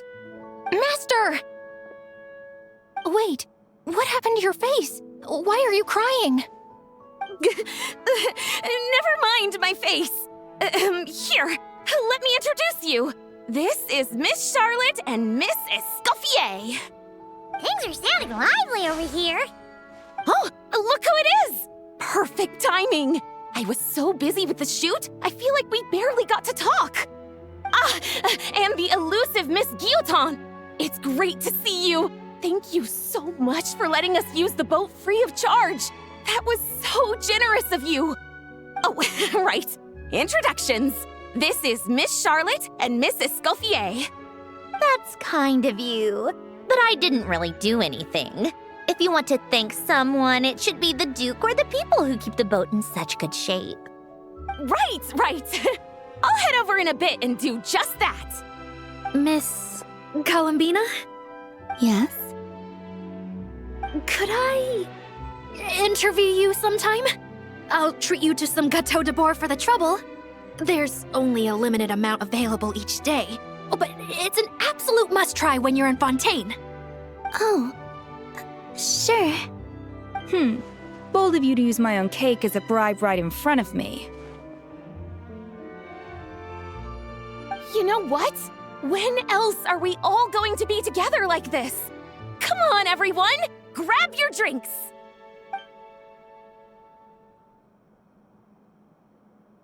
Are we going to toast? Yup! Come on! Sante!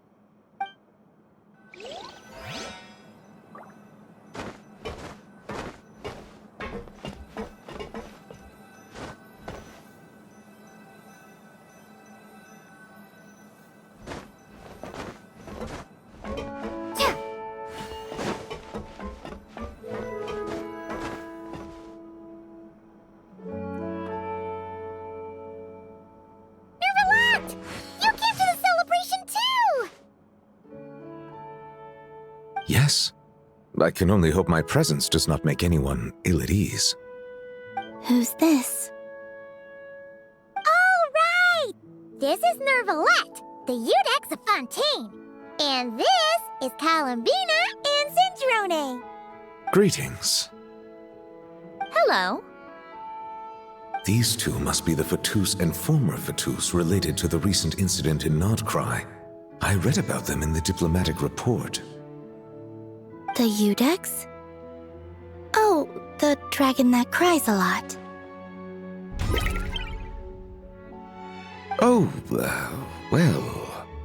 Jeez, Columbina. That's your takeaway from all those Fatui meetings? Seriously? Is that truly how I'm portrayed in the Fatui's intelligence? You must put a lot of people in prison then. Well, it would be more accurate to say I pass judgment on their crimes. All trials in Fontaine strive for fairness and justice, so as to avoid imprisoning the innocent. So, only the people who deserve it get sent to prison. Well, deserve is quite a subjective metric, is it not? At the very least, I can promise that in every trial over which I preside, I make every effort to deliver a fair verdict.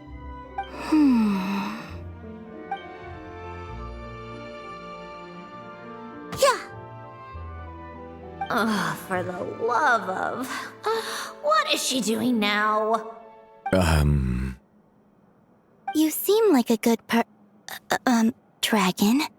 Not the kind that throws people in prison for no reason. I think we can get along just fine. Well, thank you. Then she punched me because... Oh, sorry, Nervalette. She thinks that's a sign of friendship. Where does she even pick up weird habits like that? Ah, I see. I believe I have observed people on the streets of Fontaine expressing affection in a similar manner. I suppose I now know what it feels like. Yes. Quite, abrupt. You know, these two are surprisingly alike. Oh, looks like Arlecchino's here. Come on, Columbina. Let's go have ourselves a tea party.